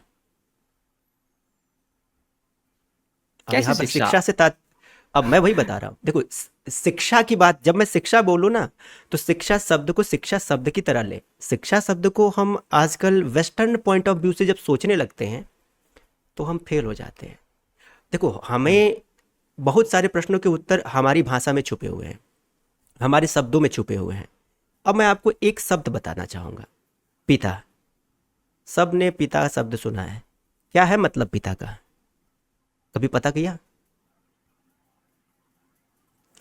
पिता पारक्षणे धातु से बना है, यानी कि जो रक्षण और संरक्षण प्राप्त करा सकता है या देता है वो पिता है। तो हमारे प्रश्नों के उत्तर तो हमारे शब्दों में ही छुपे हुए हैं। हम अगर वो जान गए तो हमें समझ में आ जाएगा हमें क्या करना है। हुँ, भाई सबको बाप क्यों नहीं जाके बोल देते? जी, एक तो जेनेटिक आधार है, लेकिन हुँ, जेनेटिक आधार तो है, लेकिन पिता शब्द की जो गरिमा है ना, वो किस लिए है वो भी बताया गया है। और वो जानने के लिए आपको शब्दों को जानना पड़ेगा। हुँ। अभी आप देख रहे हैं कि कैसे एक जो ये नई जनरेशन है, जिसके हाथ में फ़ोन आ गया है, अच्छे मतलब कैमरे आ गए हैं, तो वो कैसे मंदिरों में जाके या फिर काफ़ी रिलीजियस जगह में जाके आप फ़ोटोज़, वीडियोज़ खिंचाते हैं और डालते हैं पोस्ट, यू नो इंस्टाग्राम पे, सोशल मीडिया पे। तो आपको लगता है कि ये रियल एकदम रिस्पेक्ट इनके अंदर जागृत हुई है एकदम से कहीं से सनातन धर्म के प्रति, या फिर ये एक लाइक्स, फॉलोवर्स और वो जो नया ट्रेंड इनको दिखा कि देखो यार लोग ऐसा पसंद कर रहे हैं तो ऐसा कंटेंट ही बनाओ, और जब ये खत्म हो जाएगा तो उनके अंदर से ये जो फीलिंग और रिस्पेक्ट है हमारे धर्म के लिए या सनातन धर्म के लिए वो भी खत्म हो जाएगी। क्या ये नकली है ये सब कुछ? नहीं, ये तो रील जीवी लोग हैं। हुँ, रील जीवी, रील पर जीने वाले। इसमें कुछ लोग वास्तविक हो सकते हैं, कुछ लोग सच्चे हो सकते हैं, लेकिन मैक्सिमम लोग रील जीवी हैं। उनको शो ऑफ करना है, शोबाजी करनी है, दिखावा करना है। भाई मंदिर गए, आरती करी, तो मंदिर और आरती आप कर रहे हैं तो वो करिए ना, जो करने गए हैं हुँ, वो करिए ना। हम लोग भी जाते हैं, आप भी जाते हैं, आपने तो नहीं शेयर की, हुँ। मतलब फिर नहीं है ये इस चीज़ का। फिर केदारनाथ मंदिर में भी आपने देखा होगा, सुना होगा कि बहुत मुश्किलें हुई थी वहाँ पे लोग केदारनाथ जाते ही, क्योंकि वो ब्यूटी ऐसी जगह ही ऐसी खूबसूरत कि वो वहाँ पे कैमरा अपने आप ही निकल जाएगा अगर आप भी जाएँगे तो। मगर फिर वो कुछ ज़्यादा होने लगा, जिसके कारण वहाँ पे अलाउड अब मुझे लगता है नहीं है, अगर आप ज़्यादा अंदर जाएँ नहीं, तो आपको अलाउड नहीं है। आप किसी मंदिर की ब्यूटी के लिए अगर आप वीडियोस बनाते हो, इसमें प्रॉब्लम नहीं है। आप ब्यूटी दिखा रहे हो, उसकी कलाकृतियों को दिखा रहे हो, उसके एनवायरनमेंट को दिखा रहे हो, वहाँ पर लोगों के जो अ, भाव हैं वो अगर दिखा रहे हो, कैप्चर कर रहे हो, ये दिक्कत वाली बात नहीं है। आप जो शोबाजी करते हो, अब जा करके और अ, अ, अ, अ, मंदिर के सामने खड़े हो जाना या फिर शो ऑफ बाजी, मतलब किसी तरह का, देखो अगर आपके मन में अगर श्रद्धा है, करो, मैं उसमें कोई हस्तक्षेप नहीं कर सकता। लेकिन ये आपका दिल जानता है कि आप किस नीयत से और किस उद्देश्य से वो काम कर रहे हो। तो अगर आपको लग रहा है कि कहीं भी मेरी नीयत और मेरे उद्देश्य में खोट है, मैं कोई दिखावा कर रहा हूँ, तो प्लीज़ ये दिखावा ना करिए। क्योंकि हो सकता है इंसान ना समझ हो, लेकिन जिसके सामने आप दिखावा कर रहे हैं वो ना समझ नहीं है, वो सब कुछ समझता है। चलिए मान लिया कि आपकी इंटेंशन बुरी ना हो। मैंने एक आप पता नहीं आपने वो फ़ोटो देखी कि नहीं देखी? इंटरनेट पे वायरल हो रही थी काफ़ी कि नवरात्र के पंडाल लगते हैं ना बंगाल वगैरह में, तो वहाँ पे देवी माँ की मूर्ति थी और 3 लड़कियाँ थी फ़ोटो खिंचा रही थी। आपने देखी थी वो? जिसमें वो छोटे कपड़े नहीं, पहन मैंने के आई हुई थी। बहुत छोटे कपड़े पहन मैंने के नहीं आई हुई थी, देखा। जो कि सीरियसली मुझे बहुत बहुत अजीब लगा कि यार अलाउ भी कैसे किया गया ये? चलिए ठीक है, अब वहाँ की सोसाइटी ऐसी होगी कि अलाउ कर दिया होगा। तीनों फ़ोटो खिंचा रही हैं और माँ के सामने ऐसी फ़ोटो और इतने सारी भीड़। तो ऐसी नहीं, चीज़ें ये नहीं जब होना चाहिए। मैं एक शब्द में कहूँगा, ऐसा नहीं होना चाहिए। अगर कोई ऐसा करता है तो मैंने कहा ना कि वो रील जीवी लोग हैं, रील जीवी उनको बोलता हूँ मैं, ऐसे लोगों को जिनका जीवन हुँ, रील पर चलता है। उनको धर्म से और उनको धार्मिक मान्यताओं से कोई लेना देना नहीं। चलिए मंदिर से मेरे को याद आया कि आप जानते हैं कि मंदिर अभी भी गवर्नमेंट के कंट्रोल में होते हैं। डू यू थिंक कि वो फ्री हो जाने चाहिए? फ्री हो जाने चाहिए। फ्री नहीं है तो क्या नुकसान हो रहा है हमारा? देखो यार, नुकसान की जहाँ तक आप बात कर रहे हो, पहली बात तो ये होती है कि जो हमारे मंदिर हैं, अगर मंदिर की जो व्यवस्था है, जो प्रारंभिक व्यवस्था थी। अगर हम उस प्रारंभिक व्यवस्था के अनुरूप अपने आप को ढाल सकते हैं तो हमें फ्री होना आना चाहिए। और अगर नहीं ढाल पा रहे हैं, पता चले मंदिर फ्री हो गया, लेकिन जो मंदिर की जो मूलभूत उद्देशिका थी आप वो परिपूर्ण नहीं कर रहे हैं, तो फिर उसका कोई मतलब नहीं बनता। क्या थी उद्देश्य, क्या होता है मंदिर का, मुझे जानना है। हाँ, देखो यार, पहले क्या था ना, हमारे जो मंदिर बना करते थे, आप प्राचीन मंदिरों को जो भी कॉन्सेप्ट आप देख लो, तो पहले मंदिर जो था तो कोई राजा महाराजा ही बनवाता था, या फिर धनाढ्य लोग बनवाते थे, या फिर हम्म प्रजा जो है अपने उसमें से कुछ सहयोग करके अपने गांव में या अपने क्षेत्र में मंदिर बनवाती थी। हम्म तो जो मंदिरों का जो प्रारंभिक स्वरूप रहा है, तो आप मंदिरों के प्रारंभिक स्वरूप में देखेंगे तो वहाँ पे मंदिरों के परिप्रेक्ष्य में गुरुकुल वगैरह चलाए जाते थे। ठीक है। और जो गुरुकुल चलाए जाते थे उनमें अच्छे अच्छे आचार्य, अच्छे अच्छे अध्यापक रखे जाते थे, और वो धर्म संस्कृति से लेकर के लोकाचार, लोक व्यवहार, हर तरह के ज्ञान और प्रशिक्षण को दिया करते थे, जो कि हमारे यहाँ की परंपरा रही है। तो हम्म। वहाँ हमने आध्यात्म भी सीखा, और आध्यात्म के साथ साथ हमने ज्ञान की पराकाष्ठा और परिभूति को भी जानने की कोशिश की कि हमारे लिए क्या सही है, मतलब एक एक सवाल था, सर्वांगीण विकास की। हाँ। एक सवाल था इसी से जुड़ा हुआ है कि जब आपने बोला कि वहाँ गुरुकुल हुआ करते थे और वहाँ पढ़ाए जाते थे, तो क्या यहाँ पे हम्म। कास्ट बीच में आता था? नहीं, क्योंकि इसका तो आपको ज़्यादा दूर नहीं जाना है। इस पर मेरे साथी नटराज जी बैठे हैं। मैं चाहूँगा नटराज जी, जो वो 1822-23 का जो एक प्रकरण है, आप अगर रखना चाहो तो रख दो। नहीं, वो चीज तो सभी जानते हैं। जो एक धर्मपाल जी हैं, उन्होंने एक बुक लिखी द ब्यूटीफुल ट्री। तो उन्होंने अंग्रेज गवर्नमेंट के समय का डाटा दिया है। उसमें गुरुकुल के विवरण है, उनमें बताया है कि कितने परसेंट शूद्र और कितने परसेंट महिला जाति के लोग पढ़ते थे गुरुकुलों में। और अभी दूसरी बात रही, क्या मंदिरों में शूद्रों का प्रवेश निषेध था या ऐसी कोई बात है? तो 15वीं शताब्दी की एक कल्चुरी इंस्क्रिप्शन मिलता है। उसमें एक जो वर्तमान में एक कास्ट है जो एससी कास्ट में आती है, उनका एक व्यक्ति है देव, उस कास्ट का। और वो नारायण का प्रांगण सहित मंदिर बनवाते हैं, और उस मंदिर की प्रशंसा वहां के ब्राह्मणों ने एक इंस्क्रिप्शन लिख कर की है। तो अभिलेख के साक्ष्य भी हमें मिलते हैं कि जो शूद्र कास्ट से व्यक्ति हैं, आज जिन्हें अछूत माना जाता है, वो प्रांगण सहित मंदिर बनवाते थे। अब वो मंदिर बनवा रहे हैं तो कोई निषेध ही नहीं। एक असम में एक विष्णु की प्रतिमा मिली, भगवान विष्णु की, और काली का देवी का मंदिर है। तो उस विष्णु की प्रतिमा के नीचे एक अभिलेख है 7वीं शताब्दी का। उसके नीचे लिखा है ब्राह्मण क्षत्रिय वैश्य शूद्र एवं नारी द्वारा पूजित। इसका मतलब है वहां सभी वर्ण के और सभी लिंग के लोग आते थे। तो जब वो मंदिर में आ सकते हैं, वो कर सकते हैं, तो पढ़ने में भी उनको कोई रोक नहीं थी। पढ़ने के उनके प्रमाण हमें 18वीं शताब्दी तक मिलते हैं। जी।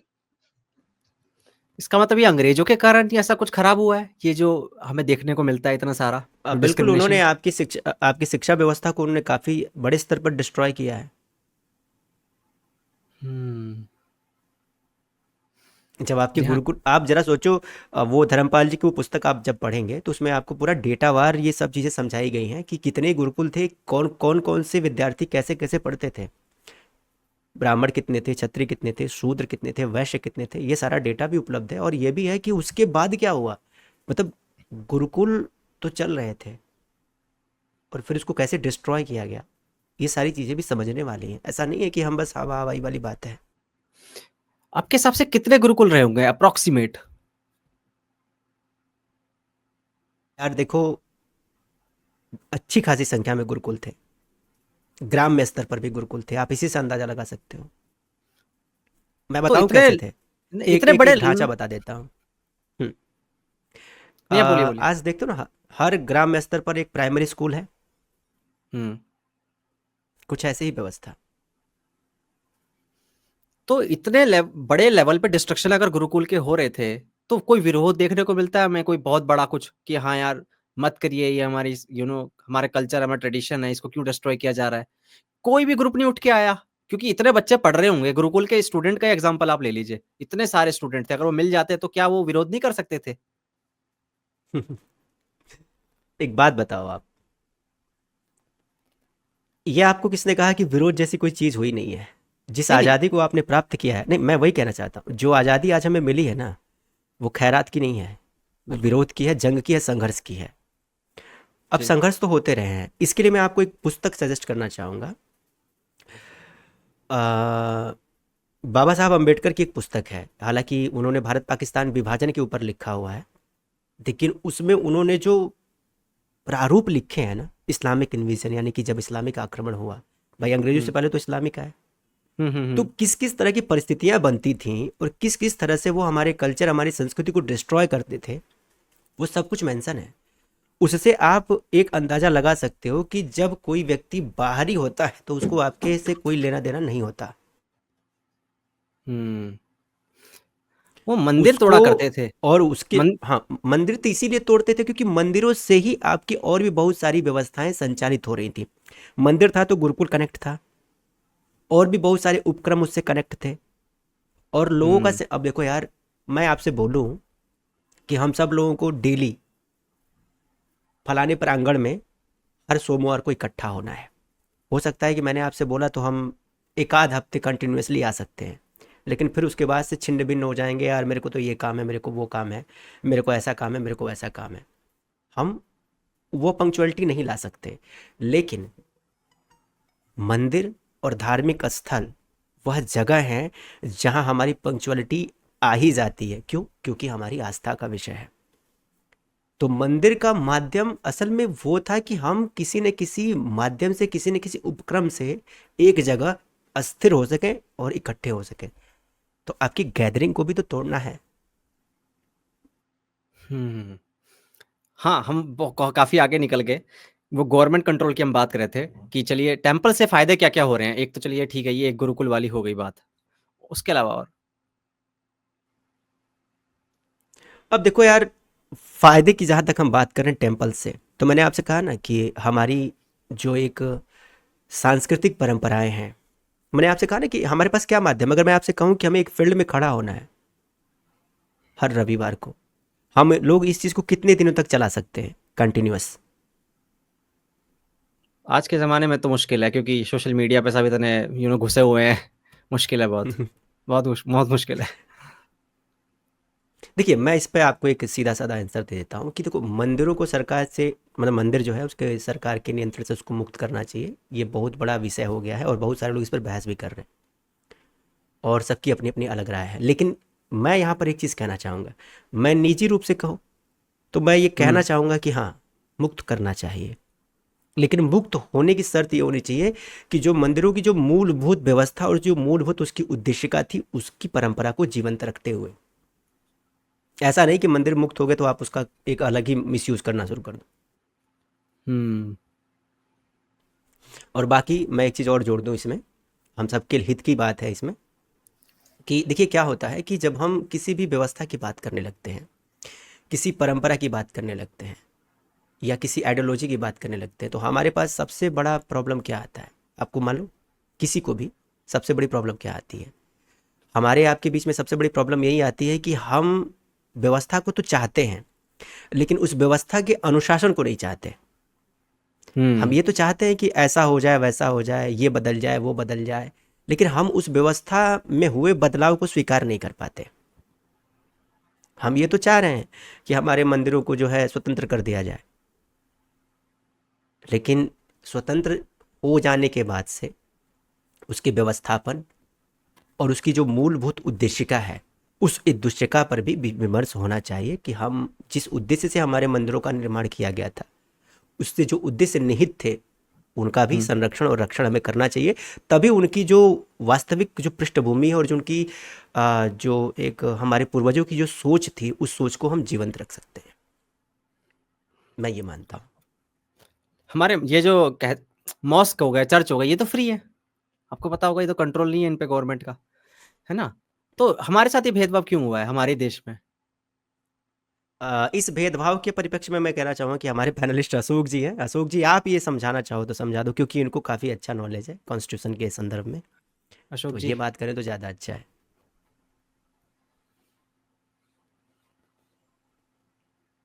अशोक जी, आप सुन पा रहे? शायद नहीं। अशोक जी अशोक जी सो शायद गए, नहीं सुन पा रहे हैं। हमारी बोरिंग नहीं बातें नहीं सुन के सो गए वो। नहीं नहीं नहीं, वो कहीं व्यस्त है, वो नहीं बोल पाएंगे। चलिए कोई बात नहीं, मैं ही बता देता हूँ। देखो यार, इसमें क्या है कि हम ये तो मान रहे हैं कि चलो कि ये व्यवस्थापन है या ये हमारी उद्देशिका है, ठीक है, बढ़िया है, सब बढ़िया है।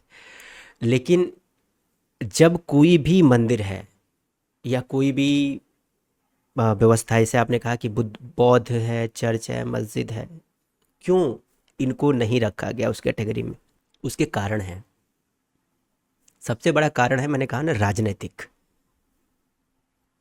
और ये जो मंदिरों का जो अधिग्रहण है, मतलब कि मंदिरों को जो है संरक्षण में रखा जाए या फिर उसको जो है इस तरह की चीज़ों में ढाल दिया जाए, तो मैं इसमें, देखिए, मैं इतना ही कहना चाहूँगा कि मंदिरों को सरकारी नियंत्रण से मुक्त रखना चाहिए, और ये बहस का विषय ज़रूर बना हुआ है और लोग इस विषय पर अपनी अपनी राय भी दे रहे हैं।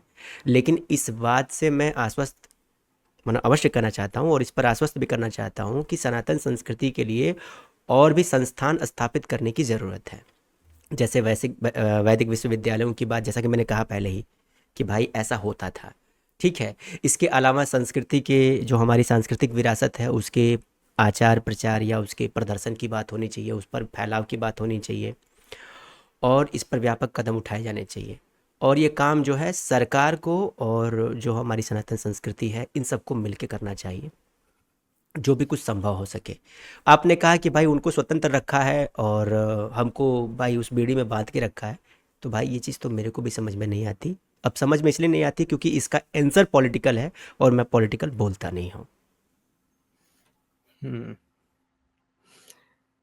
थोड़ा अलग क्वेश्चन है मेरा, हटके थोड़ा इससे, कि आप बॉलीवुड मूवीज वगैरह देखते होंगे, तो बॉलीवुड मूवीज के अंदर आपको कभी नजर आता है कि एक पार्टिकुलर रीजन के खिलाफ ही बोला जाता है, दूसरे रीजन को छुआ नहीं जाता, एंटी हिंदू नैरेटिव काफी देखने को मिलता है?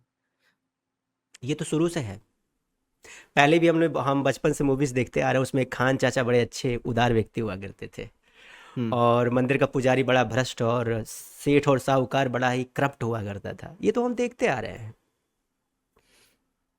ऐसा क्यों है फिर कि आप, चलिए ठीक है, आपने इधर हिंदुज्म का मजाक उड़ा लिया, बाकी रिलीजन नहीं है क्या इंडिया के अंदर, या इंडिया क्या कह रहा हूँ पूरे? मैं आपको एक ना एग्जांपल देना चाहूंगा। आपने एक फैमिली गाय नाम से शो सुना है? फैमिली गाय करके एक शो है, बाहर का कार्टून है वैसे, पर वो काफी पॉपुलर चलता आ रहा है, 20-21 सीजन हो चुके हैं। उसने कोई ऐसा धर्म नहीं छोड़ा जिसका मजाक नहीं उड़ाया होगा, उसने जोक नहीं मारे होंगे उसके ऊपर, या कोई कंट्री नहीं छोड़ी जिसका मजाक नहीं उड़ाया, कोई पर्सनैलिटी नहीं छोड़ी। तो वो गूदे से कर पाते हैं। उन्होंने इस्लाम का भी मजाक उड़ाया हुआ है, और हिंदुज्म का भी मजाक उड़ाया हुआ है, क्रिश्चियनिटी का भी मजाक उड़ाया हुआ है, जैनिज्म, बुद्धिज्म, सबका। पर हमारे इंडिया में बॉलीवुड के पास ये दम क्यों नहीं आता कि अगर आप कर रहे हैं, ठीक है, आप मजाक उड़ाइए, जोक करिए, हम देख लेंगे, कोई प्रॉब्लम नहीं है, बट बाकी धर्म को क्यों छोड़ देते हैं आप? देखो यार, बाकी धर्म को क्यों छोड़ देते हैं, उसके पीछे बहुत सारे रीज़न हैं। खासतौर से भारतीय सेंटिमेंट की अगर बात करें, भारतीय समुदाय में हिंदू काफ़ी सहिष्णु है और ये बहुत सारी चीज़ों को पचा लेता है, बर्दाश्त कर लेता है। बस इसीलिए इनका मजाक बनता है, बाकी और कोई रीज़न नहीं है। बाकी दूसरे के ऊपर मजाक बनाएंगे आप, तो फिर उसके बाद का जो रिजल्ट है वो सबको पता है। आप एक बार मजाक बना के तो देखिए। हम्म, बस यही कारण है सर। मजाक भी उन्हीं का बनता है जो सहिष्णु हैं, जो सीधे हैं और जो प्रत्युत्तर और प्रतिकार करना नहीं जानते। इसीलिए मैं कहता हूँ कि यार, कम से कम कोई तुम्हारी पूंछ पर पैर रख रहा है, कोई तुम्हारे फन पे पैर रख रहा है, उसके बाद भी अगर तुमने फुंकारना नहीं सीखा तो तुम्हारा मरना तय है। हम्म, सही कह रहे हैं। मैं यहाँ बस इतनी हम्म, बात कर रहा हूँ कि हम लोगों को जो है उदार होने का, सहिष्णु होने का या फिर सहज होने का मतलब ये नहीं है कि कोई हमें कुछ भी कह के या कोई हमारा कुछ भी करके चला जाए। हम भगवान श्री रामचंद्र और भगवान श्री कृष्ण की संस्कृति को मानने वाले लोग हैं। हम्म, अगर न्याय के लिए, अगर न्याय के लिए, हम दूसरों के हित के न्याय के लिए अगर संघर्ष में कूद सकते हैं, तो जब बात हमारी अपनी खुद की है तो क्यों नहीं? भगवान राम ने क्या सिखाया था? मैंने या अभी मुझसे आपसे पूछ, कहा था ना। अच्छा, हाँ हाँ, हाँ, मैंने आपसे ही पूछा, भगवान राम से हम क्या सीख सकते हैं? मुझे तो एक ही चीज नजर आती है जब मैं उनको देखता हूँ, दया। उसके अलावा कुछ नजर नहीं आता मेरे को। ये मेरी एक सोच है, मेरी समझ है, उनकी दया बस। हाँ, ये भी है कि जो अब कुछ अगर गलत करे तो बिल्कुल उसका तो हमारे महाभारत में भी लिखा गया है कि अगर अधर्म हो तो वहाँ पे तो उठाने पड़ते हैं शस्त्र, उसकी तो मैं मानता हूँ बात। नहीं नहीं, हमने देखो भगवान श्री रामचंद्र जी से अगर कुछ सीखना है तो वो मर्यादा की बात तो हम सब करते हैं कि मर्यादा पुरुषोत्तम भगवान राम, लेकिन मर्यादा के साथ साथ पुरुषों में उत्तम होने की जो अवस्था है ना, वो अवस्था आपको वह बनाती है जो आपको बनना चाहिए। और क्या बनना चाहिए कि काल, पात्र और स्थान, इन तीनों को जान करके, समझ करके और वैसा निर्णय लेना और वैसा उत्तर प्रत्युत्तर करना आपको आना चाहिए। हुँ। तब आप सही मायनों में आप अपने आप को बचा सकते हैं और रख सकते हैं। भगवान राम जितने विनम्र हैं, वो युद्ध में भी विनम्रता रखते हैं, लेकिन युद्ध से हुँ। वंचित नहीं है। वो अपने स्वाभिमान से कोई समझौता नहीं करते, लेकिन किसी को अनायास प्रताड़ित भी नहीं करते। तो जब हम उनको पूजने वाले लोग हैं तो हमारे अंदर ये चीज़ क्यों नहीं आती? कोई भी ऐरा गरा टुच्चू आके मजाक बना के चला जाता है, कुछ भी बोल के चला जाता है, और हम, अरे यार हम तो आध्यात्मिक लोग हैं, हम तो सीधे साधे लोग हैं, हमें क्या करना। ऐसे नहीं चलता है भाई। राजेश जी, आपको नहीं लगता कि इसका एक बहुत बड़ा रीज़न ये भी है कि हम लोग में यूनिटी नहीं है? फॉर एग्ज़ाम्पल आप देख रहे हैं वैसे कास्ट सिस्टम में तो हम बँटे हुए हैं, लेकिन मेरे को भी सुनने को मिल रहा है कि ये शैव हो गए, वैष्णव हो गए, इसमें भी बँटा हुआ है ग्रुप, मतलब भगवानों में भी बँट गए हम लोग। तो ये यूनिटी ही नहीं है। यूनिटी नहीं होगी तो होगा ये कि अगर मान लो किसी गॉड का मतलब मान के चलो उस पे जोक बनाया किसी ने, तो हमारा एक पार्टिकुलर कम्युनिटी खाली ऑफेंड होगी। वो कहेगी हमारे भगवान को थोड़ा ना बोला है। मतलब भगवान तक को बाँट दिया गया है हमारे इसमें। ऐसा समाज में नहीं है सर। ऐसा नहीं कि ये चीज़ें पूरे सोसाइटी में हैं, ये कुछ हाँ, हाँ। ग्रुप्स में हैं। ऐसे लोग कुछ ग्रुप्स में बटे हुए लोग हैं जो संप्रदायवादिता की बात करते हैं। तो ये बेचारे ग्रुप वालों का तो इनके ग्रुप में खुद ही कुछ नहीं चलता, तो ये समाज पे क्या इम्पैक्ट डालेंगे? सोसाइटी वैसी नहीं है जैसा हम सोच रहे हैं। हमारी सोसाइटी ऐसी है कि हम, एक सामान्य हिंदू की बात मैं कर रहा हूँ, एक आम सनातनी जो है वो किसी को डिसरिस्पेक्ट कर ही नहीं सकता। नहीं करते हम लोग। मैं खुद एक सनातनी हूँ। मैं बौद्ध मत के ऊपर कंटेंट भी बनाता हूँ, लेकिन मैं आज तक कभी भी भगवान बुद्ध को डिसरिस्पेक्ट नहीं किया। मैंने आज तक मैंने नहीं बोला कि भाई ये चाहो। मैंने कभी भी गलत संबोधन उनके लिए नहीं किया। हाँ, जो उनके ग्रंथों में है, जो उनके लिटरेचर में है, उस पर बात करता हूँ। हमें डिसरिस्पेक्ट वो सिखाया ही नहीं जाता। कहीं ऐसा तो नहीं वो 295A का डर है? अगर डर है तो ये डर उनको भी होना चाहिए ना, जो लोग खुलेआम बोलते हैं। ये डर स्पेशल तो मेरे लिए ही क्यों? तो कार्यवाही क्यों नहीं होती उन लोगों पे? वो लोग खुल के बोल देते हैं, फिर शांत भी मतलब उनके साथ कुछ भी नहीं होता है। पर यहाँ अगर एक इंसान एक सपोर्ट दिखा दे एक पार्टिकुलर पर्सन के लिए किसी चीज़ को लेकर, आपको देखो, पता है रिजल्ट क्या होता है? नहीं नहीं, नहीं हो पाता है या नहीं हो सकता है, नहीं हो पाता है अलग विषय है, लेकिन हो नहीं सकता ये अलग विषय है।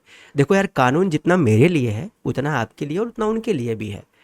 अब विषय ये है कि उस पर खड़ा कौन उतर रहा है, या उसके लिए पहल कौन कर रहा है। पहल शुरू हो जाएगी हुँ, तो अच्छे अच्छे लोग नप जाएंगे। बिल्कुल। लेकिन यहाँ पे हम बाकी हमारे देश में बोलने की स्वतंत्रता तो है ही, अभिव्यक्ति की आज़ादी तो है ही, और इसी आड़ में बहुत बिल्कुल, कुछ बिल्कुल। बोला जाता है। हुँ। अजीब बात ये है कि आप रिलीजन के ऊपर बात करते हैं लेकिन पॉलिटिक्स से दूर रहते हैं, तो ये बहुत अजीब चीज़ लगी मेरे को कि कैसे क्योंकि अभी देख रहे हैं हम जैसे हम रिलीजन की कभी भी बात कोई उठाते हैं तो पॉलिटिक्स कैसे बीच में आने की कोशिश करती है, पर आप उसको साइड हटा देते हैं। तो ये कैसे पॉसिबल मतलब कैसे हो रहा है पॉसिबल? आप इतने लोगों से इंटरैक्ट भी करते होंगे, इतने समय से आप चला भी रहे हैं चैनल। तो एक मैं जानना भी चाहूँगा लाइक क्यों आप पॉलिटिक्स को घुसाना नहीं चाहते इसके अंदर, जब रिलीजन वहाँ पे है ऑलरेडी? पॉलिटिक्स को आप समझते हैं, नेताओं का कोई धर्म नहीं होता। ये तो मैं जानता हूँ। हुँ। तो फिर मैं पॉलिटिक्स की बात क्यों करूं जब मैं धार्मिक व्यक्ति हूं? तो जिनका कोई लेकिन धर्म नहीं पॉलिटिक्स उनको बीच में घुसाऊं क्यों? जो लेकिन अपना मत या अपना धर्म, अपना विचार वोट के नाम पर बदल सकते हैं, उनसे मेरा क्या लेना देना? और उनको मैं बीच में अपने कंटेंट के बीच में क्यों लाऊं भाई? मेरे लिए मेरा विचार और मेरी संस्कृति महत्वपूर्ण है। नेता से मेरा विचार नहीं बना है, किसी पॉलिटिकल पार्टी से मेरा विचार नहीं बना है।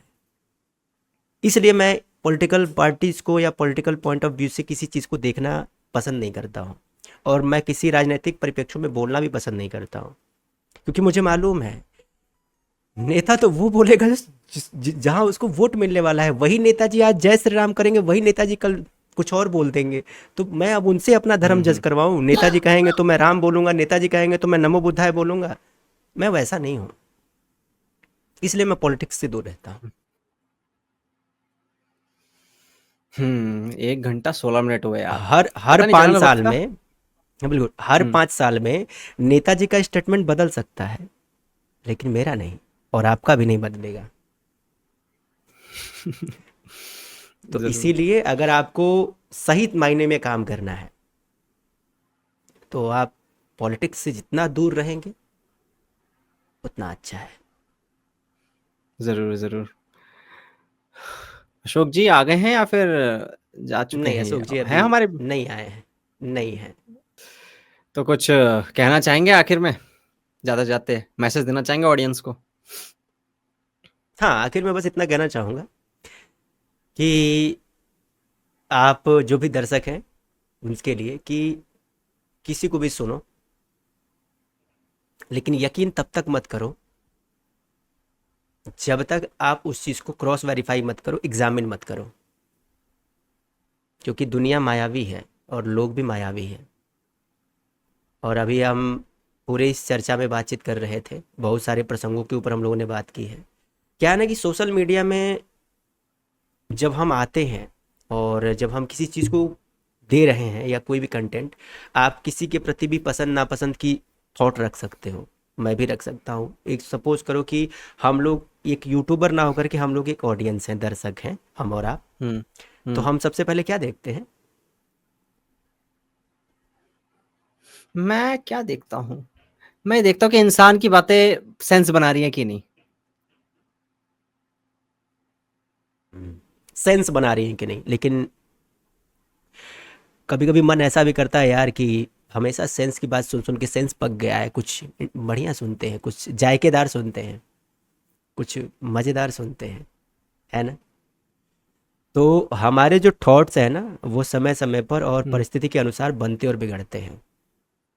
लेकिन एक चीज़ हम्म नहीं बनती और बिगड़ती, और वो है हमारी एक ऐसी सोच जो हमें एक परफेक्ट ह्यूमन बीइंग बनाती है। और वो दौर सबके जीवन में है। आप भी किसी में उद्देश्य से लगे हो, मैं भी किसी उद्देश्य से लगा हूँ, और हमारी ऑडियंस भी हमें देखती है ना, तो उसका भी एक उद्देश्य है। और वो उद्देश्य है कि हम जो भी अच्छी बातें कर रहे हैं, उन अच्छी बातों से कुछ उनके जीवन में बदलाव आ सके, कुछ उनको उसमें बेहतर मिल सके, इसलिए वो काम कर रहे हैं हम्म और वो देख रहे हैं। हमें 4 घंटा 5 घंटा, ये घंटा अपना पॉडकास्ट हो गया, 1 घंटा हमें क्यों क्यों देख रहा है भाई? उसको और भी तो काम है, क्यों देख रहा है हम्म भाई? कुछ ना कुछ तो उसको मिल रहा है, तभी देख रहा है। तो जो हमारे ऑडियंस को मिल रहा है उसको हम पूरी ईमानदारी से देने का प्रयास करें। और हम अपने ऑडियंस से और आपके ऑडियंस से बस इतना कहेंगे कि हम लोगों को आप ही लोगों ने बनाया है। तो बिल्कुल। जिनको आप लोगों ने बनाया है उनके ऊपर अपना प्यार और सहयोग और अपना भरोसा बना के रखें। बाकी हम काम करने आएंगे, पूरी ईमानदारी से करेंगे। बस इतना कहना चाहूँगा। जी। तो चलिए, बहुत बहुत शुक्रिया, आपने मुझे वक्त दिया। पहले तो उम्मीद कम थी कि आप आएंगे, क्योंकि नहीं, बीच इनविटेशन में जब मेरी भेजता हूँ तो तबीयत बहुत खराब हो जल्द। गई थी। हम्म। जब आपने मुझसे बोला था ना, तो मेरे पापा की तबीयत खराब थी, बहुत ज़्यादा खराब थी, ठीक। सीरियस तबीयत खराब थी। तो तब मैंने आपको रोका था और मुझे काफ़ी स्ट्रगल करना पड़ा। अभी तो ठीक है। और उनके बाद से फिर मौसम उसी उठा पटक में थोड़ा सा स्ट्रेस वगैरह आप समझ सकते हो, उससे मेरी तबीयत अभी ख़राब चल रही है। मैं बहुत परेशान हो गया था भाई। घर की जिम्मेदारियां भी होती हैं, ये सब मायने रखता है। तो इससे थोड़ा सा बस। इम्पैक्ट पड़ा है। मैं अपने चैनल पर कम से कम 15 दिन तक तो काम ही नहीं कर पाया, कोई कंटेंट नहीं डाल पाया मैं। तो अभी मैं रिसेंटली 2 दिन से तो मैं लाइव भी आ पा रहा हूँ। और अभी मैंने कहा कि जैसे ही मैं यार कम से कम आपको वादा किया था तो कंप्लीट कर लूँ, वरना आप सोचोगे यार कैसा आदमी है। बाकी कोशिश करेंगे कि फ्यूचर में मिलते रहें जब हमें लगेगा कि बात करने की बिल्कुल। बात हो रही है। और मुझे सच्ची में बहुत अच्छा लगा आपसे बात करके। जैसा मैंने चैनल पे देखा है आपको, वैसे ही आप बिल्कुल हैं बात करने में भी। और नहीं, साइंस जर्नी भाई को भी हमारे अंदर बुलाएंगे। हाँ, बुलाओ यार, लेकिन जब बुलाना तो मेरे को बताना यार भाई, प्लीज़। बिल्कुल, एक मैं हल्का-सा लाइव पे मैसेज वादा कर मार चुका देना। हूँ।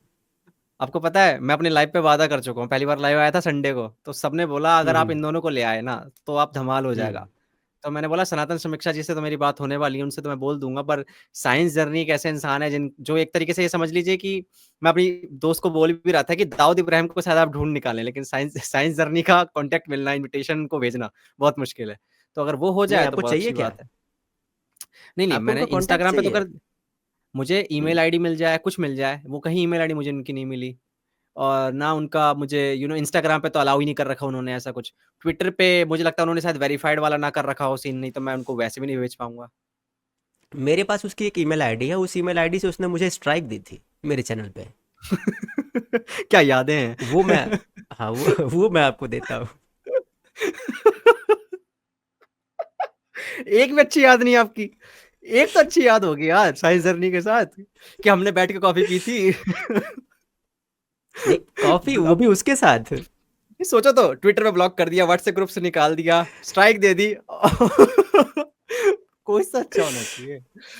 चलो बंदे यार ने कोई नहीं। स्ट्राइक दिया था, तो वो ईमेल आईडी मेरे को याद है और वो पड़ी है शायद, और वो ही उसकी रियल ईमेल आईडी है, और शायद आप उससे कांटेक्ट करो तो बात हो सकती है। चलिए मैं लेकिन जब आपसे उसने मेरे को बुलवा स्ट्राइक दिया लूँगा मैं। था, हुँ, हुँ। हाँ, जब उन्होंने स्ट्राइक दिया था तो उसमें एक में उनका नाम था, आ, क्या नाम था यार, एक में तो कोई ठाकुर जी बने थे साहब, अच्छा। और एक में वो कोई शुक्ला जी बने थे, कालीचरण। आप क्या फर्जी बात है! फर्जी फर्जी आईडी, हाँ, फर्जी फर्जी आईडी से वो मारते हैं ना स्ट्राइक। तो हुँ। बड़े चालू आदमी हैं, अगर आप पर उनको यार उनके आपको नहीं कंटेंट लगता है को। उनको ज़्यादा खतरा है यार? आपने जैसे मास्क पहन रखा है, चलो वो तो ठीक है, आप तो इतना वैसा मुझे लगता है एक्सट्रीम में कंटेंट बनाते भी नहीं है, पर उन्होंने जो कंटेंट देखा है मैंने उनका, जो उनकी लैंग्वेज है, वो यार मुझे थोड़ा लगा कि यार ये तो प्रॉब्लमैटिक है, अगर ये कहीं पता चल गया तो दिक्कत आ सकती है इनको। नहीं, मैं तो मास्क इसलिए लगाता हूँ मेरे भाई, कि क्योंकि मेरा प्रोफेशन भी थोड़ा सा है भाई, मैं अपनी रील और रियल लाइफ में थोड़ा सा डिवीजन करके रखना चाहता हूँ, इसलिए बस हुँ। ये कर रहा हूँ। और बाकी जैसे जैसे मैं यूट्यूब पर सेटल हो जाऊंगा तो मैं ये मास्क भी उतार दूंगा, लेकिन अभी थोड़ा सा आप समझ रहे हो कि क्या नहीं, प्रॉब्लम्स नहीं, हो मैं सकती समझ हैं रहा हूँ। इस वजह मैंने से। मैंने दीप भाई जी के साथ आपने पॉडकास्ट किया था जो हम्म। पहला, तो जी। मैंने देखा था, तो उसमें आप बता रहे थे, मैं पूछ रहे थे वो आपसे, तो आपने बोला था कि धीरे-धीरे हम भी आ जाएँगे, तो मैंने कहा चलो कोई दिक्कत नहीं है। हाँ, बिल्कुल, जो भी इस तरह के कुछ लोग होंगे, अगर वो मुझे लगा कि आप इनको बुलाएंगे तो कुछ लाभ हो सकता है, लेकिन मैं तो बस इतना बुलाऊंगा, साइंस जर्नी को बुला लो, बहुत ज़्यादा लाभ होने वाला है। और लगे हाथ मेरे को भी बुला लेना। बिल्कुल। पता है ये तो ऐसा साउंड कर रहा है जैसे जैसे कि जब तू उससे मिले ना मुझे बता देना स्कूल के बाहर, आ जाऊँगा हाँ, लेकर बिल्कुल, मंडे। ये ऐसा ही साउंड है। तो भाई, आप सोच सकते हो, हाँ, हाँ। मैं यहाँ पर सीरियसली एक्सेप्ट भी कर रहा हूँ कि मैंने जो चैनल क्रिएट किया था उसके ही रिप्लाई में किया था। तो मैं ये मानता हूँ कि यूट्यूब पर मुझे लाने वाला तो वही व्यक्ति है, अगर वो साइंस जर्नी ऐसे कंटेंट ना बनाता तो मैं शायद यूट्यूब पर नहीं आता। Oh my God! मैं तो उसको क्या बात रिप्लाई है। करने के लिए आया था। ये तो तो वही बात हो गई कि रावण था इसलिए राम जी को श्री राम को जन्म देना पड़ा। अब अब जो आप सोचो, हालांकि मैं राम का भक्त हूँ, राम नहीं हो हाँ। सकता, और वो रावण भी नहीं हो सकता, उसकी औकात नहीं है रावण जैसा भी होने की, वो तो गधा है। ये बात मैं इंटर में डालूँगा। कमाल का पॉडकास्ट रहा जितना मैं इतना पॉडकास्ट में हँसा नहीं हूँ। मैं बहुत सीरियस पॉडकास्ट करता हूँ, मेरे पॉडकास्ट देख लेना, मेरी स्माइल भी बहुत रेयरली दिखेगी आपको, अगर आपने देखा होगा तो। पर बहुत अच्छा लगा आपकी पर्सनैलिटी बहुत अच्छी है वैसे इस मामले में कि आप जोक्स भी मारते रहते हैं बीच-बीच में। और अशोक जी और नटराज जी बहुत-बहुत शुक्रिया यार आप जुड़े रहे और मुझे माफ़ कीजिएगा आपको ज़्यादा मौका नहीं मिला ब बात करने का। चलना चाहिए और thank ji, you so much बिल्कुल। आप लोग जुड़े, ठीक है? जी। जी जी, और धन्यवाद आपका।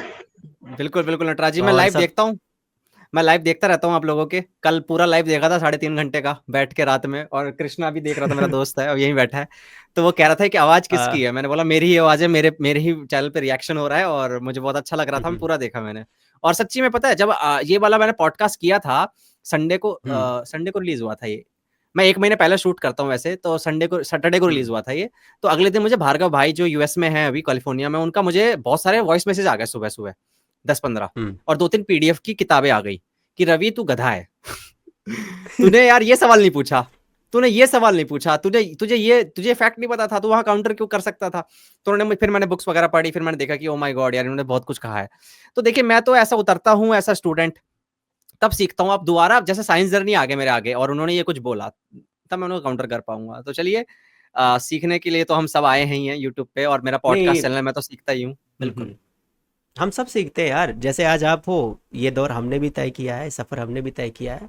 और देखिए हम सब जो मतलब जो स्ट्रगल करके जो लोग आगे बढ़ रहे हैं ना, वो लोग कभी इस बात को मायने नहीं रखते कि हम कितने बड़े चैनल हैं। हम कितने बड़े चैनल हैं ये हमारी उपलब्धि नहीं है यार। हम बहुत बड़े बड़े चैनल हैं, आज उन पर देखो व्यूज ही नहीं आते। हम कितने बड़े चैनल हैं ये हमारे दर्शकों की उपलब्धि है, उन्होंने हमें बड़ा बनाया है। तो दर्शक हमें चाहे 100 की संख्या में देख रहा हो या 10,000 की संख्या में देख रहा है तो हमारा अपना ही। तो वो जहाँ देखेगा वहाँ जाएंगे भाई, सीधी सी बात है।